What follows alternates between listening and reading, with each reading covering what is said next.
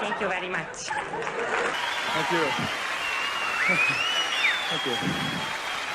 Whew. Thank you very much.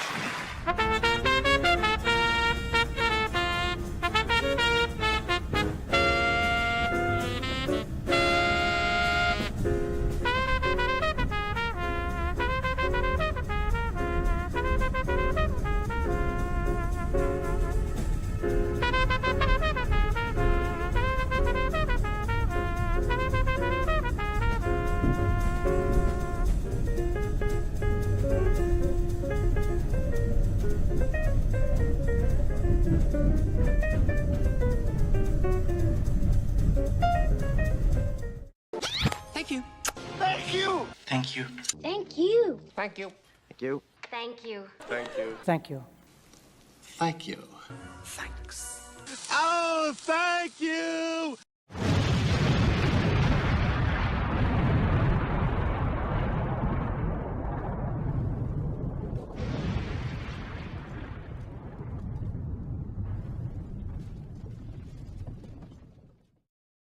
Deo, Deo.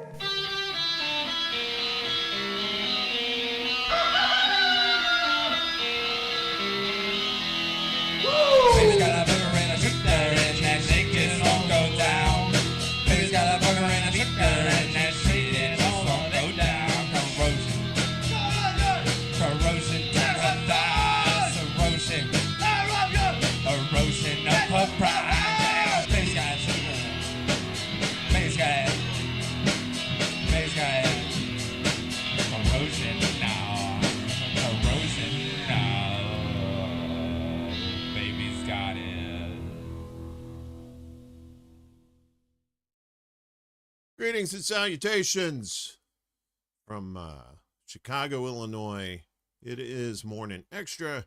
I'm your host, Uncle Warren, and my apologies for the tardiness. It was actually a multitude of things that happened. So, first off, had a little bit of a, let's just say, a body issue that needed to be remedied. And then OBS wouldn't start the stream, so I had to restart OBS. And then Facebook wasn't working, so I had to fix that. So yeah, an ominous start to the day's events, but that's all right. We'll get through it. CBC voter, what's up? Good to see you. We got John Kemper in the house. Good to see you as well, my friend. Chuck's Intergalactic UFO Show, Intergalactic, another dimension. Got Willie Bragg in the house there with the old like and subscribe. Thank you, Willie. Appreciate you. We take care of each other in this space, you know. We're always trying to, you know,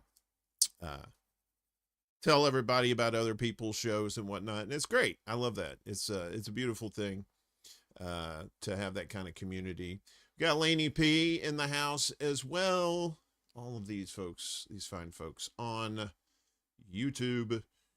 I'm sure we have our Rumble lurkers. We do get views on Rumble, not just when people are in the chat, but I noticed like later on there's views. Just some people just can't watch right away, I guess. That's fine. You can watch it live. You can watch it later.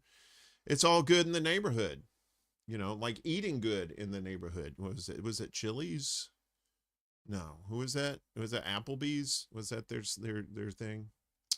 Yeah. So, anywho, time to get to I didn't put this in the thing, but apparently after 71 years, something like that, Columbia House is no more. So Columbia House, you know, where back in the day you taped a penny to a postcard and you mailed it to them, and then you get like 12 cassettes or records. You started with records, then it went to cassettes. I think you could get 8 tracks too, and then CDs, and they finally gave up the ghost. I thought Columbia House was done a while back, but apparently no, they were still in the mix somehow. And so now that they're no more, I can say, yes, I stole many a CD from them. And I didn't even send them a penny. They were just like, it's like, okay. They, God love them. They were on the honor system. And that probably is what bit them in the ass. So, R.I.P. Columbia House. Got some good music from you, though. But that was the thing. They always did they never sent, sometimes they would send you the actual CD or, whatever it was, cassette as it was produced, just like, their distributors did it. But then they had their own. Sometimes they didn't have the sleeve, it just had that little paper there that just showed, which was fine. I didn't really care about the sleeve. We all still owe them. That's probably why they're, like I said, I'm amazed they lasted as long as they did. I am really amazed that happened. So anyway, Willie says, I got a dozen CDs during my freshman year and I still wonder what was the catch. Yeah, the catch was they're going broke. That's the catch. The catch was free CDs for you and no money for them. Just saying, it's not a good business model. And that's probably why, and partly, it's like trusting humans to do the right thing. What are you Oh, Columbia House, you sweet summer child. Anyway, we got news, bad news, stuff like that. As always, might as well get to it.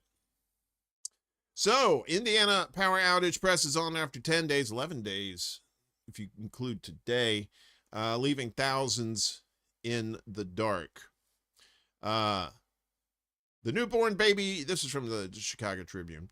The newborn baby didn't understand why he was sitting in the dark.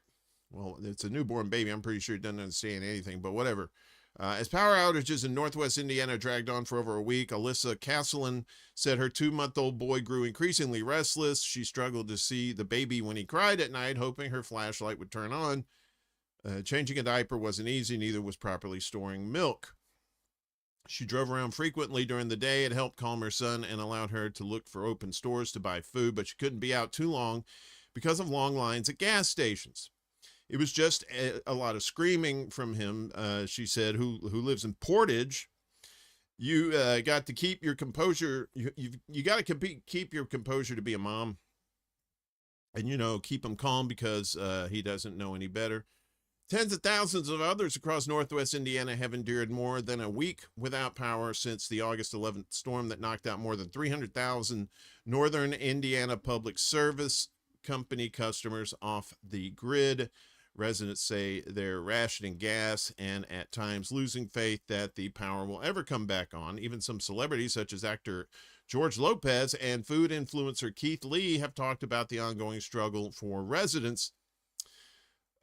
We have not gotten any help, any updates, no nothing, said Gary resident Antoinette Edwards. It would be great if someone could communicate and say something, even send out a mass call or text. I feel like we've been left in the dark. I feel like we've been left behind. The outage number jumped yesterday after electrical wires were observed on the ground near Indianapolis Boulevard and Main Street in Schererville. Traffic signals were out at US 30 and 41 as well. As of 4 p.m. yesterday, NIPSCO's, that's the power company, outage tracker listed 68,000 customers who remain without power because of the storms, including 26,880 in Gary, a majority black city that's been hit particularly hard. And many may have to keep waiting for days. Power isn't expected to be mostly restored in Gary and Portage until this coming Tuesday. So that would be, 11, 12, 13, like 15, over 2 weeks since the storms. Munster not until Monday, while Hammond and Highland are expected to get power Saturday, tomorrow. These aren't simple repairs, Melody Birmingham, an executive at NIPSCO's parent company, said at a Wednesday news conference. These are systems that are being rebuilt. These are lines that ordinarily take us and systems that ordinarily take weeks or months that we are trying to accomplish in days or weeks. She acknowledged the frustration and impatience many residents may feel with tensions even erupting into violence after someone fired gunshots at NIPSCO workers. No one was injured in the October 14th shooting, and no arrests have been made, police said. Birmingham maintained that crews were working as quickly as possible to restore power. NIPSCO has restored power to 306,000 customers since the storm hit on the 11th. Caslin said she was sleeping when the storm began and woke up when the sirens went off. At first, she thought she was dreaming. She looked outside the window and saw a car tire lifting up from the winds. Her mom joked on FaceTime that the power would go out. Probably shouldn't have said that, Mom. I go turn the bathroom light on and it cuts out, Caslin said. We just recently had a storm before where our power went out for like a day, but it came back on. But then it went from 1 day to 2 days, 3 days, all the way up to 9 days, now 11 days. Indeed, there's been a record-breaking number of tornadoes and repeated damaging thunderstorms this year. Ooh, look at that tree, man. That's terrible. Yeah, especially here in Illinois, we set a record for tornadoes in the state. So Caslin's power was restored Wednesday night, an immense relief. She said she finally got a full night of sleep and was able to take a shower. She hopes electricity will be restored quickly for her neighbors, comparing the situation to zombie land. It's really sad. I hope it doesn't happen again, she said. Portage residents are encouraged to call Indiana 211 to report damage and see if they're available for assistance through the State Disaster Relief Fund. The city can also help those without access to a phone or internet. More than 70 volunteers handed out tarps, bottled water, flashlight toys, and more at Haven Hollow Park in Portage Township on Wednesday. The community has been constantly responding to residents' needs in the storm's aftermath, said Portage Township trustee Brendan Clancy. Yeah, I know. Some people, maybe she ran out of candles from the last time the power went out. I guess she's gonna probably have a shit ton on the ready next time. So other moms were struggling in Gary. Kelsey Taylor said she's been at home with her 4 kids since the storm hit. Her youngest is just 3 months old. She breastfeeds her child and has had to rely on generators to charge her breast pump.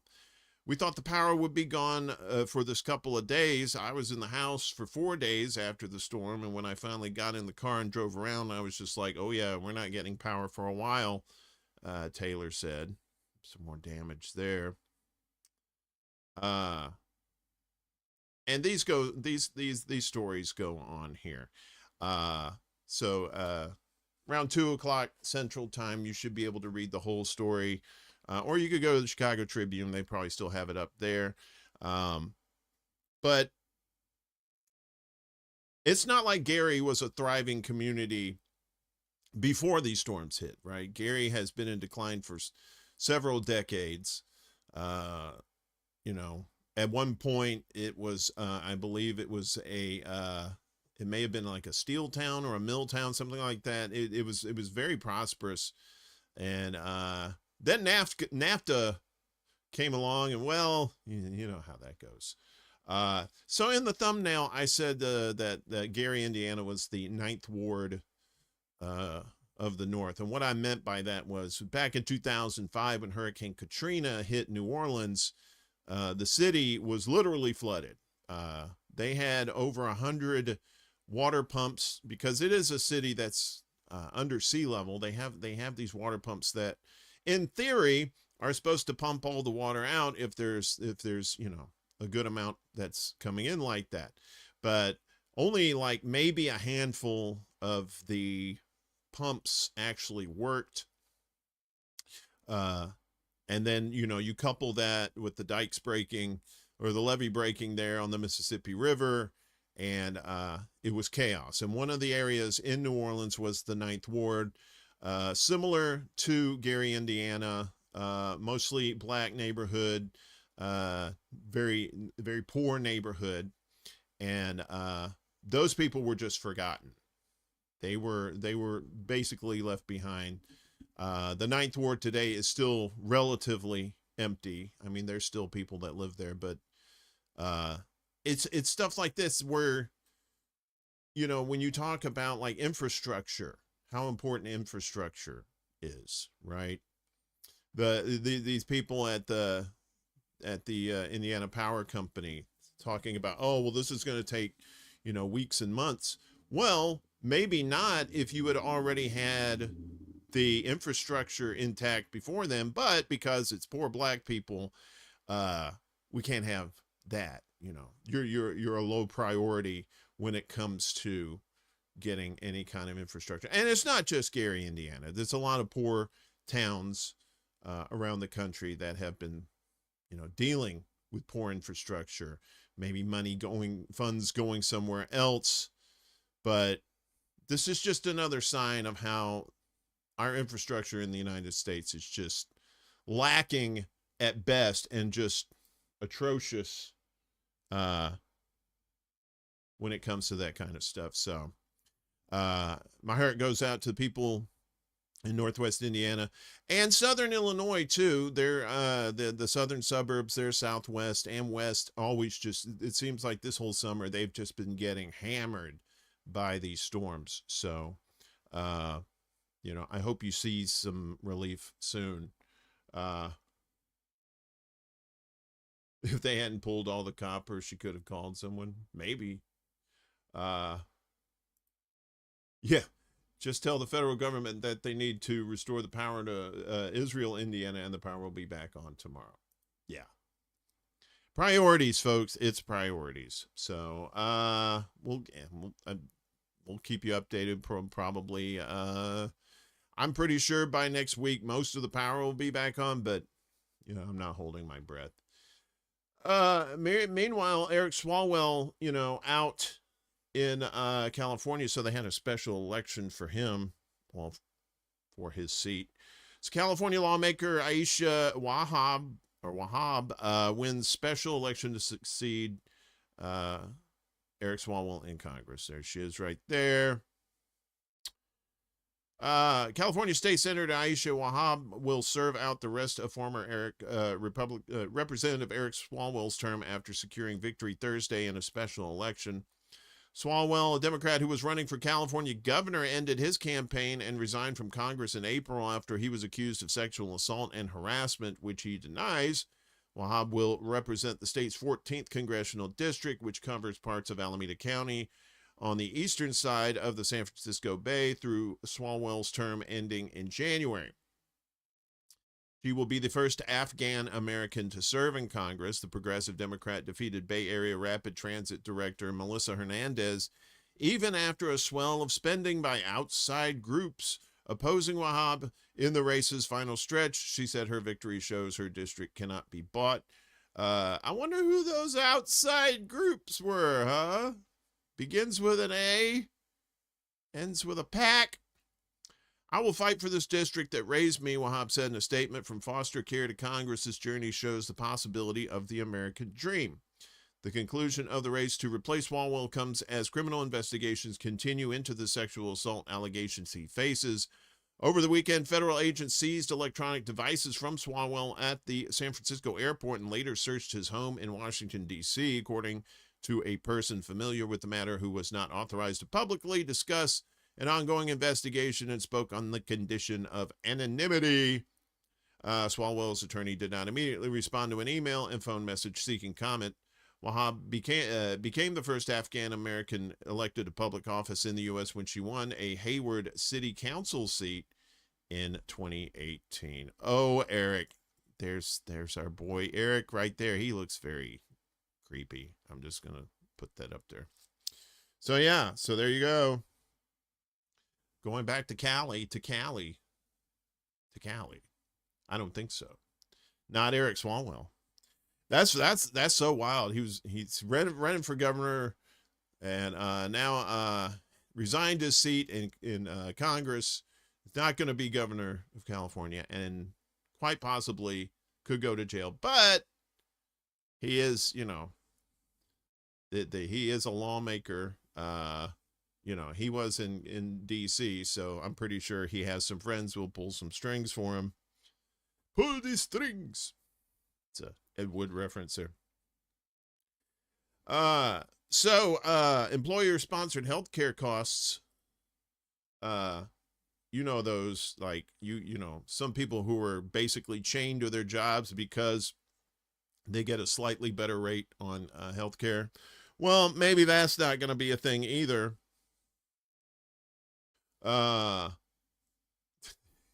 Swallow well.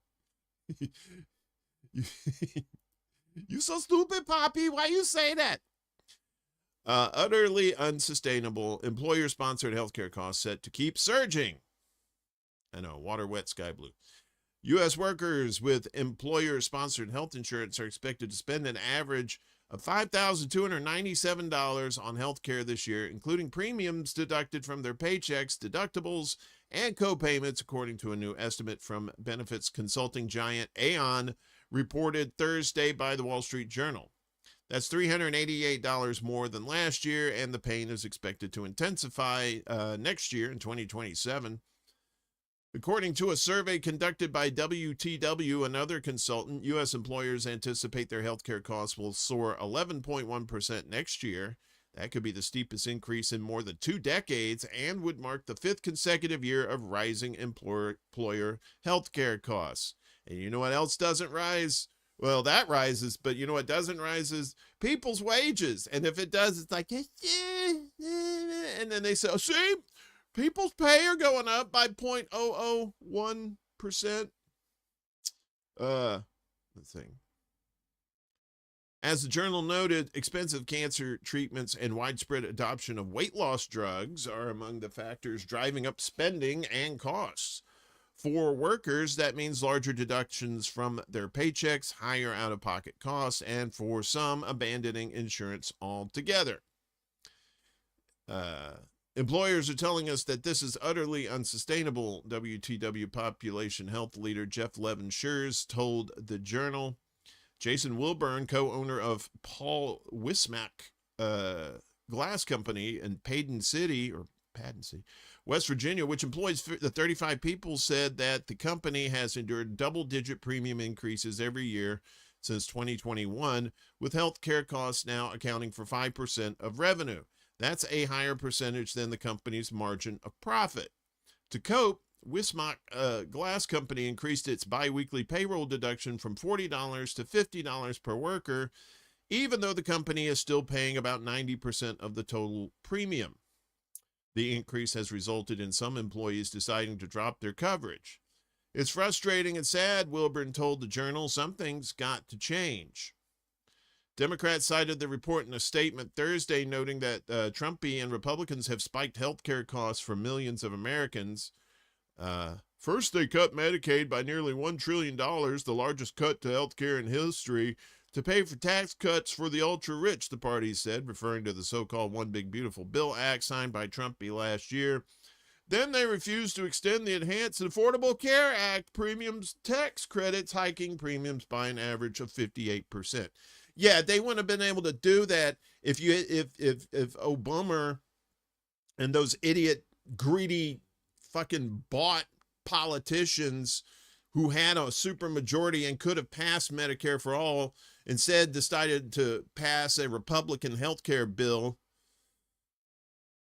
You know, so I love how they go after Republicans, which, you know, they deserve the lion's share of the blame, but Democrats don't do shit to help people when it comes to health care. You had recently you had Hakeem Jeffries on TV saying, I don't support Medicare for all because, you know, my AIPAC donors, you know, they don't want Americans to have health care, even though, you know, Israelis have health care paid for by the United States. You know, he didn't say all that, but he might as well have said that because it's the fucking truth. Trump and Republicans' cuts have already forced 3 million people to drop their coverage, with more expected to drop coverage in the coming months as premiums are expected to see another double-digit increase next year, the Democrat statement continued. More than half of Americans already could not reliably afford health care in 2025, a 5-year low, and nearly 1 in 4 American workers report staying in unwanted jobs just to maintain consistent health insurance. Again, you had Medicare for all, none of this shit would happen. And you could have had it. You could have had this, 16 years ago? Donald Trump and Republicans' endless cuts to health care have jacked up costs for millions of Americans, DNC spokesperson Jalen O'Halloran said. Everyday Americans are dipping even further into their savings and taking on record amounts of debt to afford a trip to the doctor's office or life-saving medicine, and Trump doesn't care. Well, apparently neither do the Democrats. I'm putting these caveats in there because, I like common dreams, but they tend to suck Democrat dick, and I'm not going to have that. I'm not going to let them get away with that in this piece. While Trump prioritizes his White House vanity projects and tax cuts for the rich, working families are pinching pennies to pay their medical bills or foregoing health care coverage because they can't afford it. And they will hold Trump and Republicans accountable in November. Wink, wink, wink, wink, wink.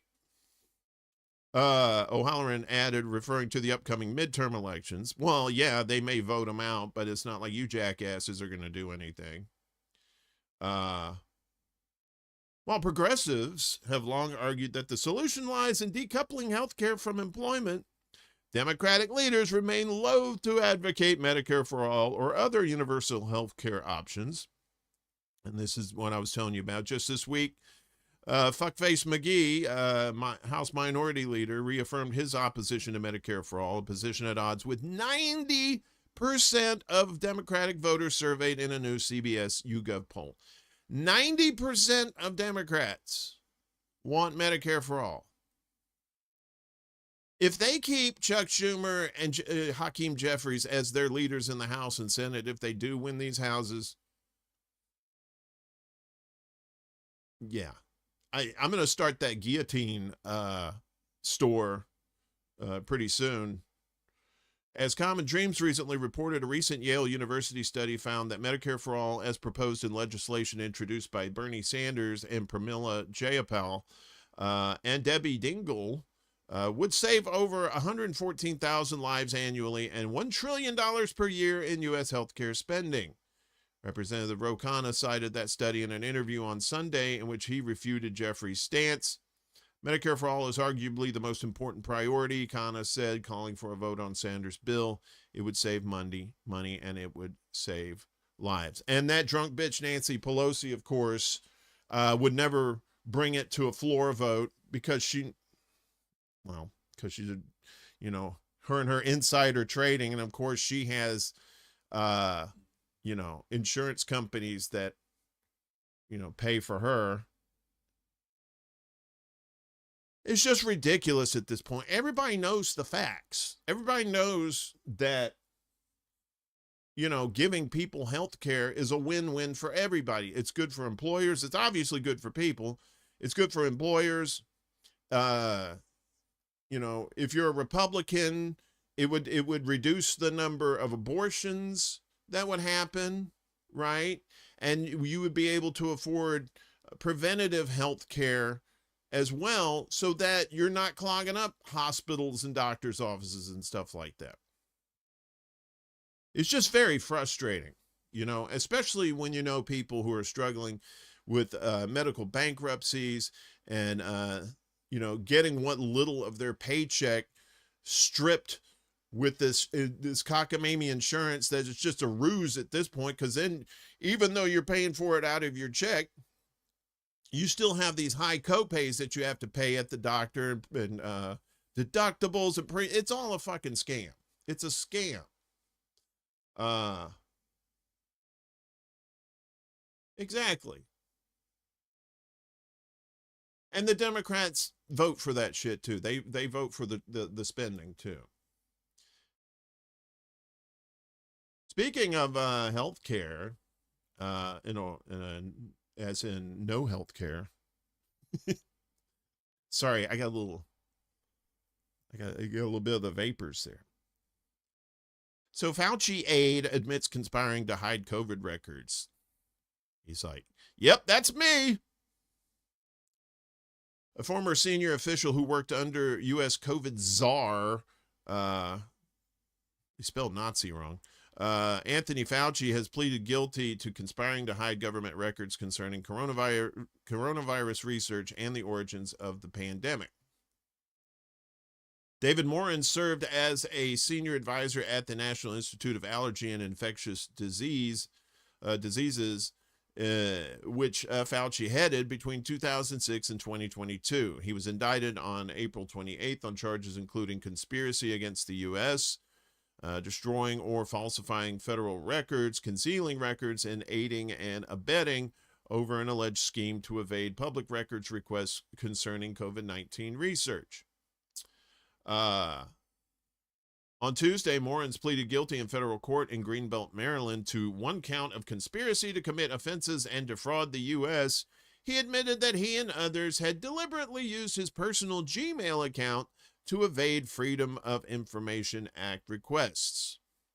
He now faces up to 5 years in prison and is due to be sentenced in November. In emails previously released during the investigation, Morins wrote that he had learned from a FOIA lady how to, quote, make emails disappear. In another, he said he could send material to Tony, an apparent reference to Fauci, through private Gmail or deliver it personally, adding that Tony is too smart to let colleagues send him stuff that could cause trouble. The records concerned U.S.-funded coronavirus research carried out at the Wuhan Institute of Virology. The funding was cut in 2020 as scrutiny grew over whether COVID-19 could have emerged from the Chinese laboratory. Prosecutors said Morins worked with associates behind the scenes to restore the funding, push back against the lab leak theory, and exchange non-public government information through private channels. In his plea, Morins further admitted involvement in an illegal gifts scheme. Oh, wow. The head of the nonprofit behind the Wuhan leak research grant had sent him wine for his, quote, behind-the-scenes shenanigans. Prosecutors said Morins also discussed writing scientific commentary supporting a natural origin of COVID-19 as something he could do to earn the gift. The guilty plea comes amid renewed scrutiny of Fauci, whom critics have accused of helping fund risky coronavirus research in Wuhan, concealing what he knew about a possible lab origin, misleading Congress and the public over the pandemic and vaccines, influencing intelligence agency assessments, and leading them away from the lab leak theory, and personally profiting from his government role. Last month, Fauci appeared before a Senate committee where he invoked his Fifth Amendment right against self-incrimination more than 100 times, while being grilled about Wuhan research, COVID's origins, and his conduct during the pandemic. The Republican-led panel later voted to hold him in contempt. We told you about that. Shortly before leaving office, shithead McGee, Joe Biden granted Fauci a broad pardon covering any potential federal offenses committed between 2014 and January 2025. Again, if he wasn't guilty of doing anything, why are you pardoning him? Fauci has described efforts to prosecute him as an unhinged campaign. Meanwhile, COVID-19's origins remain unresolved. The FBI and CIA have both assessed a lab incident in Wuhan as the most likely source. Other U.S. agencies have insisted on natural transmission from animals. China rejects the lab leak claim. And he may not be the only one either. Raise your hand, raise your hand, raise your hand if you're sure. You sure are guilty. So maybe there'll be more. We'll see. I know, right? A pre-pardon? I wish I could get a pre-pardon. Now I'd do all kinds of crimes. No, I wouldn't. I'm a good boy. Crimes against the government, though, well, that may be a different story. Just saying. So we told you about shock gloves on the Undercurrent on Wednesday morning. If you're not watching the Undercurrent, shame on you. How dare you? I said good day, sir. And now in Nebraska's largest school district asks police to stop using electric shock gloves on students. Please stop using these medieval torture devices on children. Nebraska. There is nothing in Nebraska except hate and just depression. And if you're from Nebraska, I'm not apologizing. You pretty much know what I'm talking about. Omaha police agreed this week to stop carrying gloves that can deliver electric shocks to students in the halls of Nebraska's largest public school district. The decision affecting most Omaha middle and high schools came after the AP first revealed ICE agents plan to give officers to gloves, which are known as gloves or generated low output voltage emitters. The devices have also been used in recent years by some jails. Omaha Superintendent Matthew Ray requested that police working in the schools, known as school resource officers, I'm pretty sure the kids call them pigs, stop using the gloves. Omaha police agreed. Ooh, how about that? However, the suburban Bellevue Police Department that patrols 2 Omaha schools and the large Bellevue district said its officers will continue carrying the gloves. 3 other large school districts in the metro area that have Omaha school resource officers assigned to their buildings have not taken action to stop police from using the devices. The AP left messages seeking comment Thursday from the Millard, Elkhorn, and Westside districts that are also patrolled by Omaha officers. Bellevue School spokeswoman Amanda Oliver said the district has a great relationship with Bellevue police and doesn't see a need to alter anything.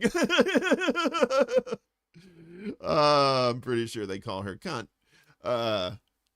Cops, pigs, and her cunt. Yeah, I wonder who's getting paid off there. Woo! All kinds of just piss you off news today. Sorry. I had my coffee. I should probably have some water, though. How's everybody doing? Orange Whip? We all right? Everything good? I fixed the Nightbot thing. So those some were outdated and just like super long.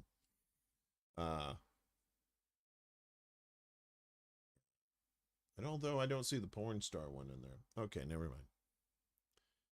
mind. What's up, Go Start? Good to see you. Sorry, still got the men's room thing. I don't know what that is. Maybe I use a program to import the chat comments. It probably has something to do with that. I have a guy that makes those things. So I'll talk to him and say, hey, look, my buddy Go Start's tired of having a men's room sign for a profile picture in your shit. Please fix it. So this is really not surprising, but it's nice to see. A massive collapse in support for AI data centers captured in new poll. Yeah, so these flock cameras, the Axon cameras, people are saying, no dice, precious. We don't want any of that. So a poll released yesterday shows a massive collapse in support for building AI data centers among Republican, Democratic, and independent voters. The poll, which was conducted by Embold Research and published by Heatmap Pro, shows that 75% of Americans now oppose building AI data centers in their area, including 61% registering strong opposition. So some just oppose, and some of these are, and almost 2/3 are like, hell no. The other 25% are bots who say, bleep bloop, we need more juice. Just 1 year before, 42% of Americans said they oppose AI data centers in their areas, compared with 43% who expressed support. The collapse in support has also been uniform across all demographics.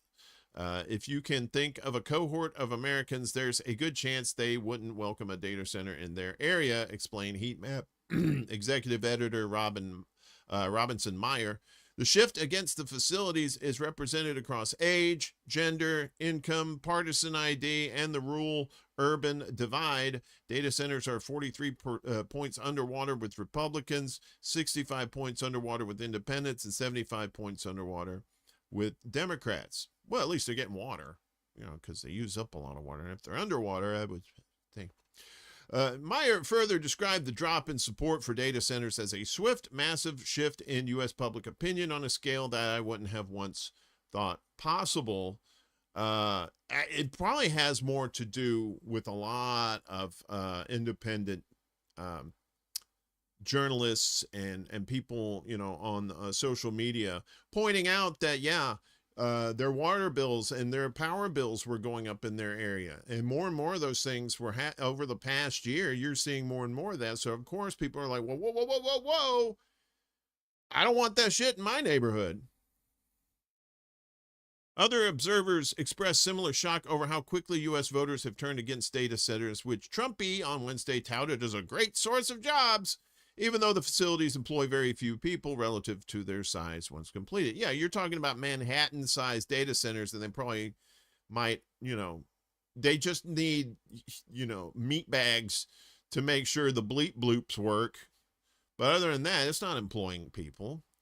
It's another fucking lie. I don't think I've ever seen public opinion shift this quickly on an issue, wrote Adam Carlson, founding partner at Zenith Polls. Justin Slaughter, vice president of regulatory affairs at venture capital firm Paradigm, expressed astonishment at how quickly Americans' views on AI data centers had fallen in just the span of a year. I've never seen this, Slaughter wrote. Data center opponents are converting supporters not just to neutral, but to opposition. Technologist Ramaz Nam, I want to be a technologist. That sounds cool. A former computer scientist at Microsoft described the shift against data centers as crazy and asked, when's the last time political opinions on an issue shifted that fast? Well, probably when you have like 5,000 of those things in the United States, and they're putting them mostly in rural areas, trying to be sneaky. The social media account for Oil Pack Tracker pointed to several reasons for U.S. voters to distrust the AI industry, including developers forcing local government officials to sign NDAs, non-disclosure agreements. Why would you want an NDA? If there's nothing wrong with it, why would you want an NDA? Related to data center development and predictions from tech CEOs about the technology putting millions of people out of work. Sign secret NDAs, arrest people at city council meetings, surveil, tout job displacement, and raise utility bills and pollution, wrote Oil Pack Tracker. This is what you expect. Max Steele, senior director of communications at gun safety advocacy organization Everytown, sarcastically argued that the AI industry's collapse in popularity was an impressive achievement. Credit where credit is due, Steele wrote. The tech sector has managed to unite a deeply divided country at a time of maximal partisanship. Indeed. Yes. Yeah, the word is spreading that these data centers, contrary to what Trumpy says, are not providing jobs. They're providing noise pollution. They're providing higher utility bills. They're disrupting ecosystems in areas where, you have a lot of wildlife and stuff like that. And more than likely, they're not for, LLMs, these large language model AI like ChatGPT. It's more than likely for surveillance. And of course, you're seeing a lot of people taking down flock cameras and Exxon cameras, any kind of cameras that are spying on you in public like that. People, I didn't think I'd ever see it, but people are starting to reach that breaking point. We're just like, no, we're not dealing with this, this Soviet era or Chinese type of, surveillance, right? I think I saw something the other day that said like, for every camera in China, it surveils 4.6 people. And for every camera in the United States, it surveils 4.1 people. Yeah. I saw that article. I think it's on Common Dreams. Common Dreams had it basically saying, thank you for it was some guy in a Darth Vader outfit. And he said, thank you for the flock cameras. Now I can keep an eye on the rebel scum. Yeah. So I guess we're not done fucking with Cuba either. U.S. pummels Cuban economy with new sanctions on mining and construction. There's this chucklehead right here. The U.S. has announced another round of economic sanctions against Cuba, this time targeting 9 state-owned mining, metal, and construction companies. A notice posted on the U.S. Treasury Department's website on Thursday showed Cuba's Ministry of Construction of Cuba among the sanctioned entities, as well as government-controlled import companies. Enterprises that extract and trade the island's minerals, like the mining group Geominsal, were also on the list. Cuba holds significant deposits of cobalt and nickel. How about that? Rare earth metals. Doesn't the United States want rare earth metals? I'm pretty sure this has nothing to do with communism and everything to do with getting their resources. In addition to the 9 entities, 3 leaders at the Cuban Institute of Friendship with the Peoples, the ICAP, a state organization designed to foster international relations, were sanctioned as well. They said, screw you and your friendship.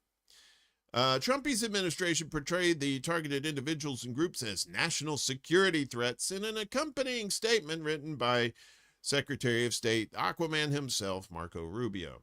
Rubio, a longtime proponent of government change in Cuba, accused the mining and construction companies of helping to sustain the regime's repressive apparatus. He also blasted ICAP for allegedly organizing a subversive network of international sympathizers to help Cuba's government. The Trump administration will not stand by while a hostile foreign power seeks to exploit our freedoms, none of which are afforded to its people, by misleading and corrupting American citizens with lies, spy tradecraft, and other malfeasance, Dumbo the Clown wrote. He added that ICAP activities help Cuba with its goal of exporting Marxism, racial resentment, and communist violence across the world. So we like our own brand of violence here in the United States. We like capitalist violence. It's much easier to push on people.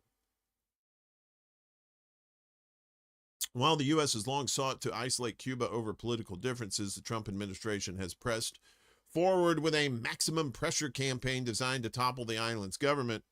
Following the military operation to abduct and imprison Venezuelan President Nicolas Maduro back in January, Trump has turned his sights to Cuba, an island roughly 145 kilometers or about 90 miles from the U.S. state of Florida. Since the mid-20th century, the island has been governed as a socialist state under the one-party rule of the Communist Party of Cuba. In remarks earlier this year, Trump indicated that once the U.S.-Israeli war against Iran reaches an end, yeah, that's not ending, you silly goose, that Cuba is next for regime change. He has floated ideas including a friendly takeover of the island, CIA coup, sorry, and his administration has conducted negotiations with Cuban officials. Media reports have suggested he sought at one point the resignation of Cuban President Miguel Diaz-Canel. To heighten the pressure of Diaz-Canel's government, his administration has implemented a series of withering measures meant to destabilize the Cuban economy. Among them has been a de facto fuel blockade that began in January. Trump cut off Cuba's supply of oil from Venezuela and proceeded to threaten any country that exports fuel to the island with tariffs, like they weren't already getting tariffs. Only one oil tanker from Russia has docked at the island since.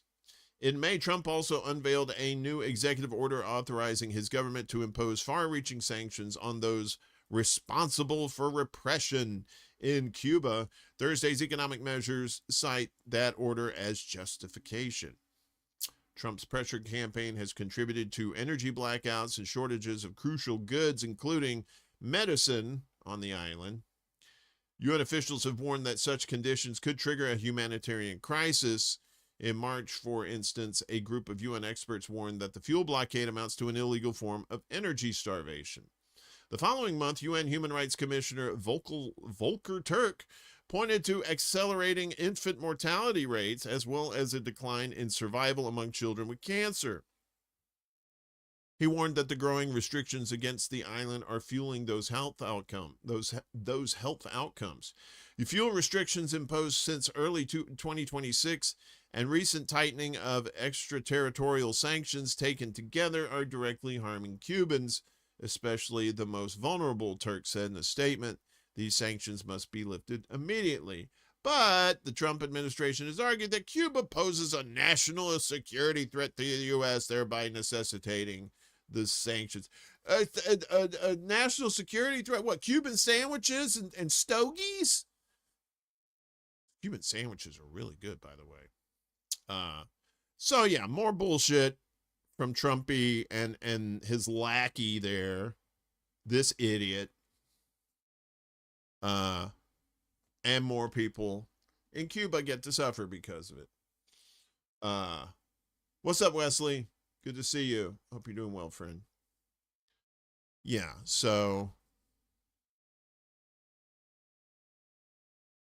and when yeah, Obama loosened it up a little bit, but he didn't remove the embargo or anything like that. He's just as bad. So more trouble. Yeah, it is. Miami Sound Machine is proof of that.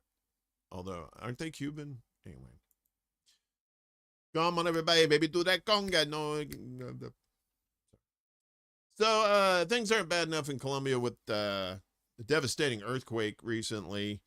Now they're socking up to the Zios as Colombia's far-right government waives visas for Israel. It's like, I'll do anything you say, sir. Colombia and Israel will abolish visa requirements for each other's citizens from September 1st in the latest pro-Israel shift by Bogota's new far-right government. Israel's foreign ministry announced the decision Thursday following talks between Israeli Foreign Minister Gideon Saar and his Colombian counterpart Omar Bula Escobar. It's an unfortunate last name. Especially Colombia. It's probably like Smith, like down there or something. So, oh yeah, when Obama said he was going to shut down Gitmo, aw, and people believed him too.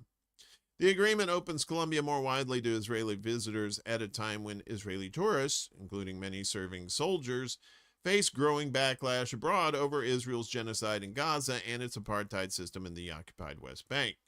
The visa waiver is part of President Abelardo de la Espriela's rapid dismantling of the foreign policy pursued by his predecessor, Gustavo Petro. Petro served diplomatic relations with Israel, Petro severed diplomatic relations with Israel in May 2024, describing its assault on Gaza as a genocide and a crime against humanity. His government also backed international legal efforts to hold Israel and its officials accountable, including the genocide case before the ICJ. At the ICC, Bibi also faces an arrest warrant for war crimes and crimes against humanity committed during the war on Gaza. De la Espriella has moved sharply in the opposite direction since taking office on October 7th. Yes, he's the Javier Milei of Colombia, apparently. In July, Saar and Bula Escobar agreed in Washington on a roadmap to restore diplomatic and economic relations, exchange ambassadors, and expand bilateral cooperation. Colombia's new government has also announced plans to open an embassy in Jerusalem. Bogota has since recognized Israel's sovereignty over the occupied Syrian Golan Heights. Of course they did. Joining the U.S. as the only other country to endorse Israeli annexation of the territory. Israel seized most of the Golan Heights from Syria in 1967 and imposed its laws on the territory in 1981. UN Security Council Resolution 497 declared the move null and void and without international legal effect. Colombia has also recognized Moroccan sovereignty over Western Sahara, abandoning Petro's support for the Sahrawi people and aligning Bogota with another foreign policy priority shared by Israel and the U.S. Together, the visa agreement, the Jerusalem embassy plan, and the recognition of territorial annexations represents a sweeping realignment in less than 2 weeks. The decisions have repositioned Colombia as one of Israel's closest political partners in Latin America, even as it continues attacking Gaza and expanding settlements across occupied Palestinian territory. And, of course, blowing the hell out of southern Lebanon as well. Don't forget that. Peace, dove. Yes. Israel Zionist AIPAC genocidal mayhem. Lock him up. Indeed. Yeah, and that's part of the deal. It's like they've got the United States, they've got several countries in South America, and one of your big holdouts is Mexico. So I wonder if we're going to be delivering democracy to Mexico anytime soon. Or we're still just going to be too busy trying to take over Greenland. Although Greenland said, all right, we're going to put some troops in Greenland. We didn't want to, but all right, that's what you boys want. Let's do this. So who knows? You know, they dissolved the Knesset recently and aren't going to do anything until they hold elections coming in October. And it may turn out that Bibi Netanyahu may not be the one leading the country after that. What? Zionist opposition leader takes lead over Netanyahu ahead of October ballots. I know, right? Maybe they're the ones that sent us the poopy lettuce. I hope so. I know they weren't, but I wish it was. Israeli opposition leader Gadi Eisenkot, his Yashar party has taken a lead over Prime Minister Benjamin Netanyahu's Likud, according to polls released by Hebrew media outlets on August 19th, which was Wednesday. So here, this is from Israel Elects on the tweeters. Opposition bloc 59 plus 2, Netanyahu bloc 51 plus 2, and then Hadash, Tal, and Ram 10. Not sure how that is. According to a Channel 13 poll, the Yashar party would hit a peak of 26 seats if elections were held today. This would make it the largest party in the Knesset. However, the opposition bloc would still be unable to form a government without the minority Israeli-Palestinian-led parties in the political system. At least 61 seats are needed to form a government. According to the poll, the new opposition bloc led by Eisenkot would win 59 seats in total. Israeli media and society have referred to this bloc as an anti-Netanyahu Zionist opposition bloc.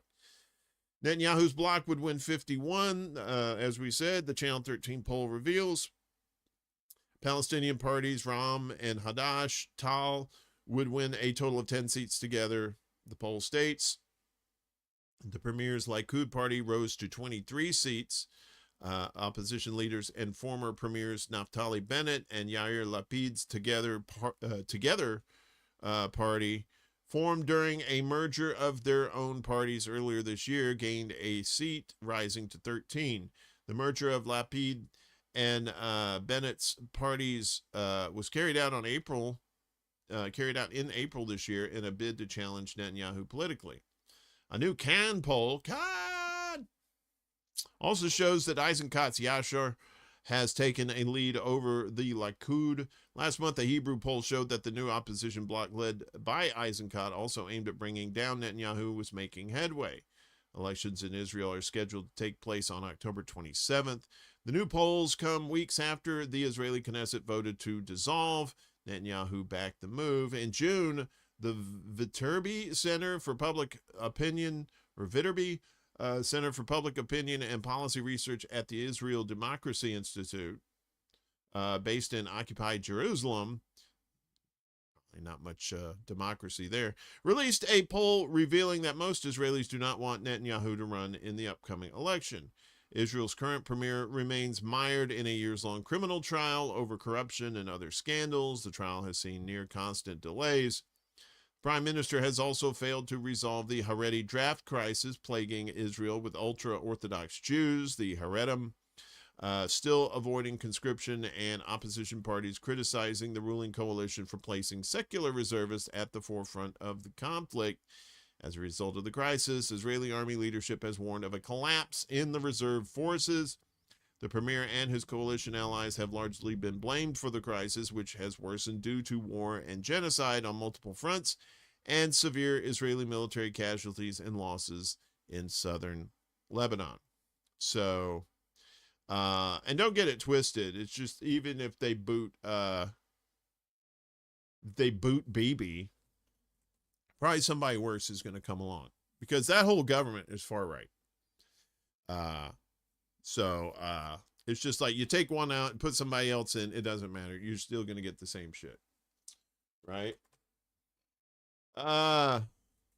But we will see in October what happens there. I'm pretty sure BB's going to pull some sort of crisis to suspend the elections or, you know, whatever, because he's a criminal.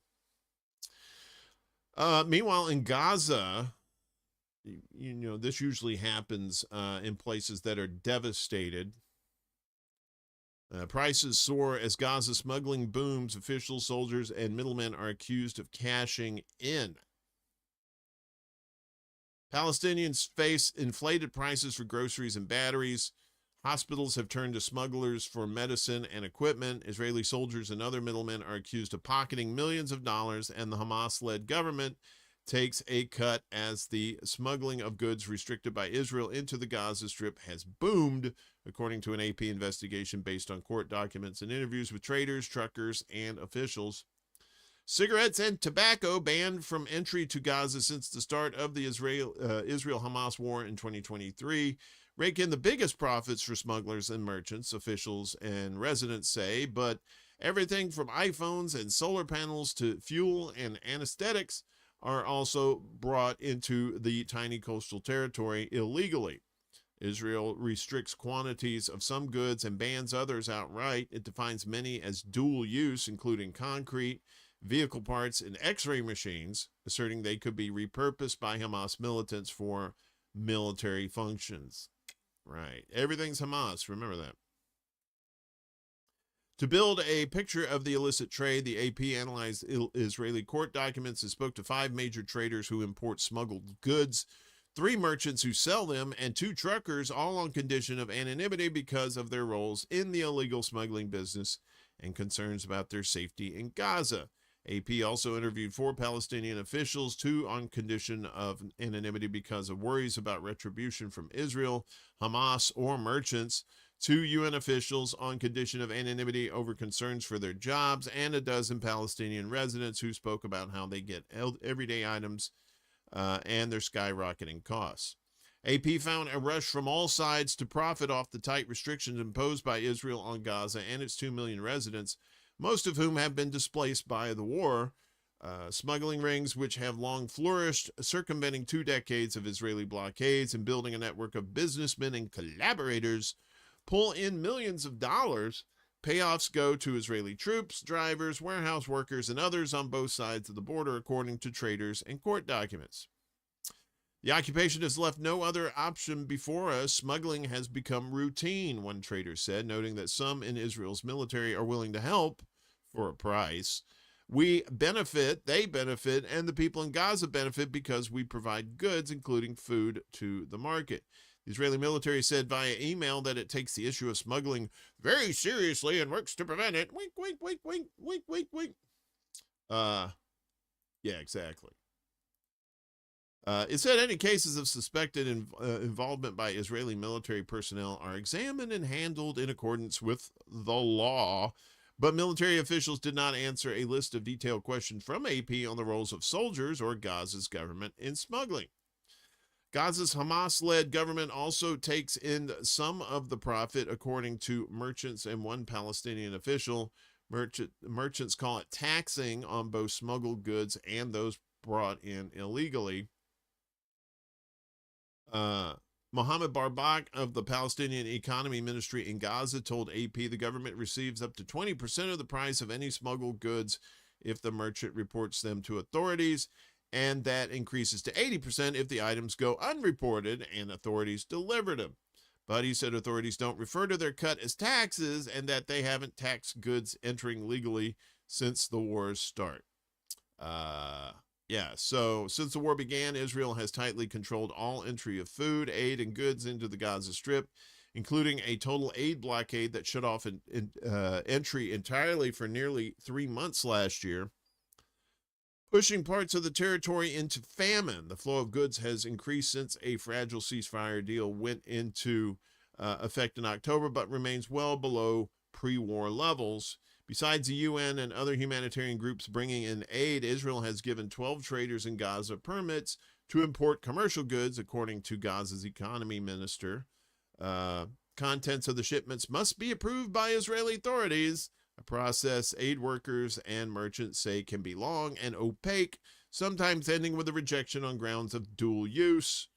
The military classifies a list of some 150 broad categories of items as dual use, including concrete, asphalt, steel pipes, and wooden planks, according to documents provided by COGAT, the military department in charge of coordinating entry of goods into Gaza.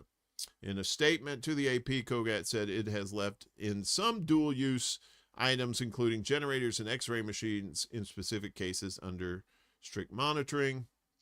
There's more to this story here that you can read on the old Substack, ExtraBulla.substack.com. We'll have that ready for you in about a couple of hours.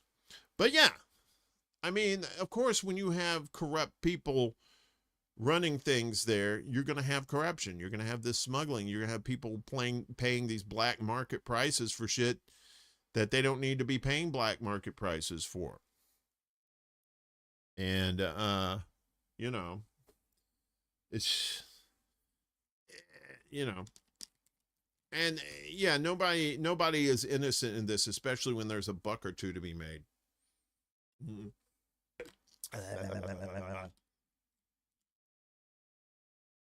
Yeah, lots of appeals to Israel's legal system. Legal in quotes, of course. So now Turkey, you know, Turkey's always in the mix anyway, but Turkey might actually, do something here. U.S. envoy warns Israeli strikes in Syria could provoke Turkish response. Israeli fighter jets bombed a military base in northern Syria. Turkish troops near the base were alarmed by the Israeli attack. Turkish forces were not aware that the Israeli aircraft were en route to that specific Syrian base, nor of their intended purpose, and therefore could potentially have been inclined to scramble their own jets in the belief that they themselves were under attack. U.S. envoy to Syria Tom Barak told the Jerusalem Post on Wednesday. The events of yesterday were serious and worrisome. However, we are relieved that no human life was harmed and that the situation did not escalate. What's up, Global? Good to see you. Identifying the state of Israel is separate from U.S. is misleading, calling it our colony, our territory in the Middle East. Well, they could say, you know, Israel, the United States is Israel's territory in the Western Hemisphere. On Thursday, Turkey said it did not have troops at the base attacked by Israel, but warned about Tel Aviv's unchecked aggression against its neighbors. We state that there was no Turkish military delegation at the Abu al-Duhur air base before or during the attack carried out by Israel against the base in Syria, the Turkish defense minister said yesterday. It added that the international community cannot allow a perception to take hold that Israeli military aggression against neighboring countries is routine and acceptable. Syria's foreign ministry called the strike unjustified aggression and a dangerous escalation. Wednesday, Bibi suggested that the strike was intended as a message to Turkey. We will not tolerate a Turkish military establishment in Syria that threatens Israel. Yeah, everybody threatens Israel. Yeah, everybody. Oh, look, there's a fly. Oh, I killed it. It threatened Israel. Fuckhead said on the tweeters, we made the message clear. Don't. Apparently they didn't hear it well enough, so we made sure they understood better. Yeah, fucking with a NATO country is probably not a good idea there. Thumb dick. On Thursday, an Israeli ambassador to the U.S., Yekel Leiter, claimed the attack was meant to prevent a major Turkish military buildup in Syria. We are not seeking escalation or war with either Turkey or Syria, but a red line was crossed, he told the Jerusalem Post. Those who needed to be exposed to the intelligence received it. Those who needed to know what was coming knew. We made clear that this was a violation of our understandings, and that is why Israel acted as it did. No, Israel acted as it did because they're a bunch of fucking psychopaths. Turkey initially established a military presence in Idlib, Syria, to support Hayat Tahrir al-Sham, the HTS. In November 2024, HTS, led by Abu Mohammed al-Jalani, defeated the forces loyal to Bashir al-Assad, and the Syrian president was forced to flee the country. At the time, Israel celebrated its role in helping the Syrian opposition to overthrow Assad. However, Tel Aviv also views Jalani, a former al-Qaeda leader, as a threat, while Ankara sees the new Syrian government as an ally. Tensions have increased between Israel and Turkey since the start of the war against Iran. Tel Aviv has warned that Ankara will replace Tehran as the new enemy of the Jewish state in the region. On Thursday, Israeli Defense Minister Israel Katz said Tel Aviv would not allow Turkish forces to expand their presence in Syria. Turkish President Erdogan is dragging Turkey into dangerous adventures in Syria. Israel will not allow any actor to threaten its security. He added, it would be better for Erdogan to continue his detached from reality, fanciful rhetoric against Israel in the Turkish Grand National Assembly than to attempt to test Israel's determination to defend itself. Oh, Turkey, please test them. Please. So this is from antiwar.com, Kyle Lanzalone. Be sure, if you can, to like, share, and subscribe to what it's not really a subscription thing. You could just go to antiwar.com, and they do great news aggregation, and they have great journalists themselves, and they fund them. They're funded by people like us. So if you can support them, we appreciate it. And Turkey, Turkey's like poke, poke, poke, poke. Poke, poke, poke. Of course, Erdogan has no love lost for Israel, but they're kind of a wild card. We'll see what happens. Meanwhile, in the U.S.-Iran war, we'll talk about those, punishing economic shits that the U.S. is doing to Iran here shortly. U.S.-Iran war casualties rise to 757 wounded service members. More than 750 U.S. service members have been wounded since the U.S. launched its war against Iran on February 28th, according to the Defense Department's casualty database. So if this is from the Defense Department, those numbers are a lot higher than that because they lie like rugs. The Pentagon updated its Defense Casualty Analysis System, or DCAS, on Wednesday, recording more than 50 additional wounded service members as negotiations between Washington and Tehran remain deadlocked. According to figures in the DCAS database, 18 U.S. service members have been killed, and that number seems a little low. And 757 wounded since the start of the war, when casualties listed under overseas operations are combined with those recorded under Operation Epic Fury. So the Defense Department created the Overseas Operations category in the DCAS database last month to record service members killed or wounded starting July 7th. Remember, this started February 28th. The July 7th date corresponds with Trump's administration's notification to Congress that a new war on Iran had begun under the War Powers Act. The Pentagon has previously faced scrutiny over its reporting of U.S. casualties during the conflict.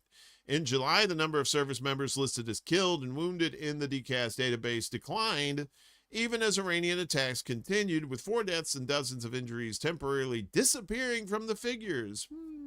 How did that happen? The Defense Department attributed the changes to temporary data disruptions. Liars. Propaganda. In a social media post at the time. According to CNN, the Pentagon has also been slow to disclose wounded U.S. service members throughout the conflict, with officials citing security concerns. Right. In other words, propaganda. The latest casualty figures come as diplomatic efforts between Washington and Tehran remain stalled. Trump said on Wednesday that the situation with Iran was so good, even as his administration paused negotiations with Tehran and tensions continued around the Strait of Hormuz. The waterway remains a major point of tension amid the ongoing war as it continues to factor into efforts to reach an agreement and end the fighting. Global fuel supplies are coming under increasing pressure as well as the war on Iran and the confrontation surrounding the Strait of Hormuz disrupt crude and refined fuel flows. On that note, CNN reported on Wednesday that the disruption had expanded from an oil supply shock into a broader fuel crisis, affecting gasoline, diesel, and jet fuel markets. This is a man bites dog news, or this is man bites dog news. The market is screaming that we're short. Bob McNally, a founder and president of Rapidan Energy Group, told CNN. Refineries across West Asia have been affected by the war, while facilities that remain operational have faced difficulties transporting crude and refined products amid the standoff around the strait. So I don't know if you heard this recently. So Trump declared that the Strait of Hormuz was United States territory, and then Iran came back and said, all right, then California is Iranian territory. Like, you want to say some dumb shit? We'll say some dumb shit too. So, yeah, so now Trumpy is trying to, he can't bomb them. He can't bomb the shit out of them and get them to stop. So now he's going after them economically. Pardon me, a little Foster Brooks thing there going on. And let me tell you how China and Russia could hobble Trump's plans to isolate Iran. So Trumpy has threatened to financially punish any country providing an economic lifeline to Iran as he declared an economic D-Day against Tehran. The threat 6 months into the U.S.'s costly conflict with Iran is Trump's latest attempt to wield U.S. economic power to achieve his foreign policy objectives after a series of damaging trade wars earlier in his second term in office. Pardon me. But Trump's leverage over China and Russia, two important trade partners with Iran, is limited, analysts say. Russia is already under sweeping U.S. sanctions and operates largely outside the U.S.-led economic framework. China, meanwhile, has repeatedly shown it is willing to ignore U.S. sanctions when doing so serves its own economic interests. Paul Musgrave, an associate professor of government at Georgetown University in Qatar, told Al Jazeera that it is going to be very difficult for Trump to pull off his pressure campaign effectively. Wow, you think? Trump is trying to unilaterally assert the kind of coordinated sanctions that traditionally has taken multilateral coordination, and that means getting on board China, Russia, the P5 of the UN Security Council, Musgrave said, referring to the 5 permanent members of the UN Security Council, the UNSC. In a post on his little Clubhouse Truth Social platform on Tuesday, Trumpy said his campaign against Iran would be the most crushing economic operation ever taken against any country. In addition, he said there would be tremendous economic consequences for countries that help Iran subvert U.S. sanctions, citing methods such as oil smuggling, swap lines, cash transfers, exchange houses, ship registries, and front companies. They can't do that. That's what we do. They can't steal our bits. It all needs to stop now, Trump or somebody wrote. Earlier the same day, the United Arab Emirates, or the UAE, which Iran has long relied on for critical imports and access to commercial markets, announced an indefinite trade embargo on Tehran after accusing Iran's military of launching 2 ballistic missiles at its territory. Nader Habibi, a Middle East economics professor at Brandeis University, said he believed the U.S. strongly encouraged or induced the UAE to impose a trade embargo, you think, and that the U.S. may also seek to pressure other Iranian trade partners, including its biggest one, China. Any U.S. plan to disrupt China-Iran trade is likely to face significant hurdles. While China bought 80% of Iran's shipped oil in 2025, according to data from analytics firm Kepler, going after China's oil refineries is often challenging because most are independent with little reliance on the U.S. financial system. And while sanctioning the major Chinese banks if they process Iranian funds as U.S. Treasury has threatened would sting. It could also push China to hit back during a sensitive diplomatic period. Yu Ji, a senior research fellow at the Chatham House think tank's China Asia Pacific program, said Trump's threat to target Iran's economic allies won't alter China's involvement and the existing trading relationship with Iran. Trump intends to stabilize the ties with China, so as Beijing aims to have a temporary truce with Washington, you told Al Jazeera. Musgrave said any aggressive secondary sanctions the U.S. applies on Iran would be hugely significant, but that Trump likely would not want to jeopardize the U.S.-China economic relationship, given that the two countries are in kind of an economic Cold War at the moment. Don't come around here, California. China's got the upper hand. Remember that from 7? Well, he said California instead of China. China's foreign ministry spokesman Lian Jian has responded to Trump's economic pressure campaign by saying more sanctions would not help solve the issue. China calls on relevant parties to take responsible measures and solve the issues through diplomatic and political means, said Lin. The U.S. has tried to keep tensions with China at bay before Chinese President Xi Jinping's planned visit to Washington next month. During that and two other potential meetups between the leaders later this year, prolonged conflict in the Gulf is one of the items both sides will discuss, said Yu, but it won't be the most important item. Russia presents a different challenge for Washington. While Russia is a smaller trade partner for Iran than China, Moscow and Tehran have spent years building key commercial and military ties that circumvent the West. In January 2025, the two heavily sanctioned states signed a 20-year partnership treaty helping boost their trade volume to $4.8 billion in the first 11 months of 2025, according to Russian Energy Minister Sergei Civilev. On top of sanctioned oil, Russia and Iran have also reportedly exchanged weapons and military equipment via the Caspian Sea. On Monday, NBC News cited a European government document as saying that Russia had sent drone components, ammunition, and TNT to Iran by sea. The U.S. has already imposed sweeping economic sanctions against Russia.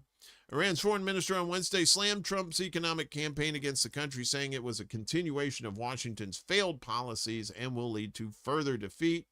U.S. economic terrorism threatens the global economy and sovereignty worldwide, Abbas Araghchi wrote in a post on the tweeters. As a member of the BRICS organization that also includes Russia, China, India, Brazil, and other global powers, Iran has sought to use its weight there to seek new financial avenues. Last week, Iran's central bank governor Abdel Nasser Hamadi said Iran planned to join the BRICS New Development Bank, the MBD, which would open more doors to financing outside Western markets. He also said Iran believes BRICS states can transact in their own currencies, and that Tehran is eyeing bilateral and trilateral monetary cooperation with fellow BRICS members. The MBD has yet to comment on Iran's potential membership, which would require an accession process. Ali Akbar Darini, an analyst at the Center for Strategic Studies in Tehran, said Iran would find a way to press on despite the suffocating U.S. sanctions. Trump is stuck in a war he can't win and he can't get out of, Darini told Al Jazeera. So, yeah, so you look at it as he's going to, what's he going to do? He's going to punish people for helping Iran. He's already doing that. What's he going to do? Is he going to put more sanctions on Iran? He's already doing that. And they're surviving. They're using outside channels that don't involve any of these countries that who participate in the sanctions.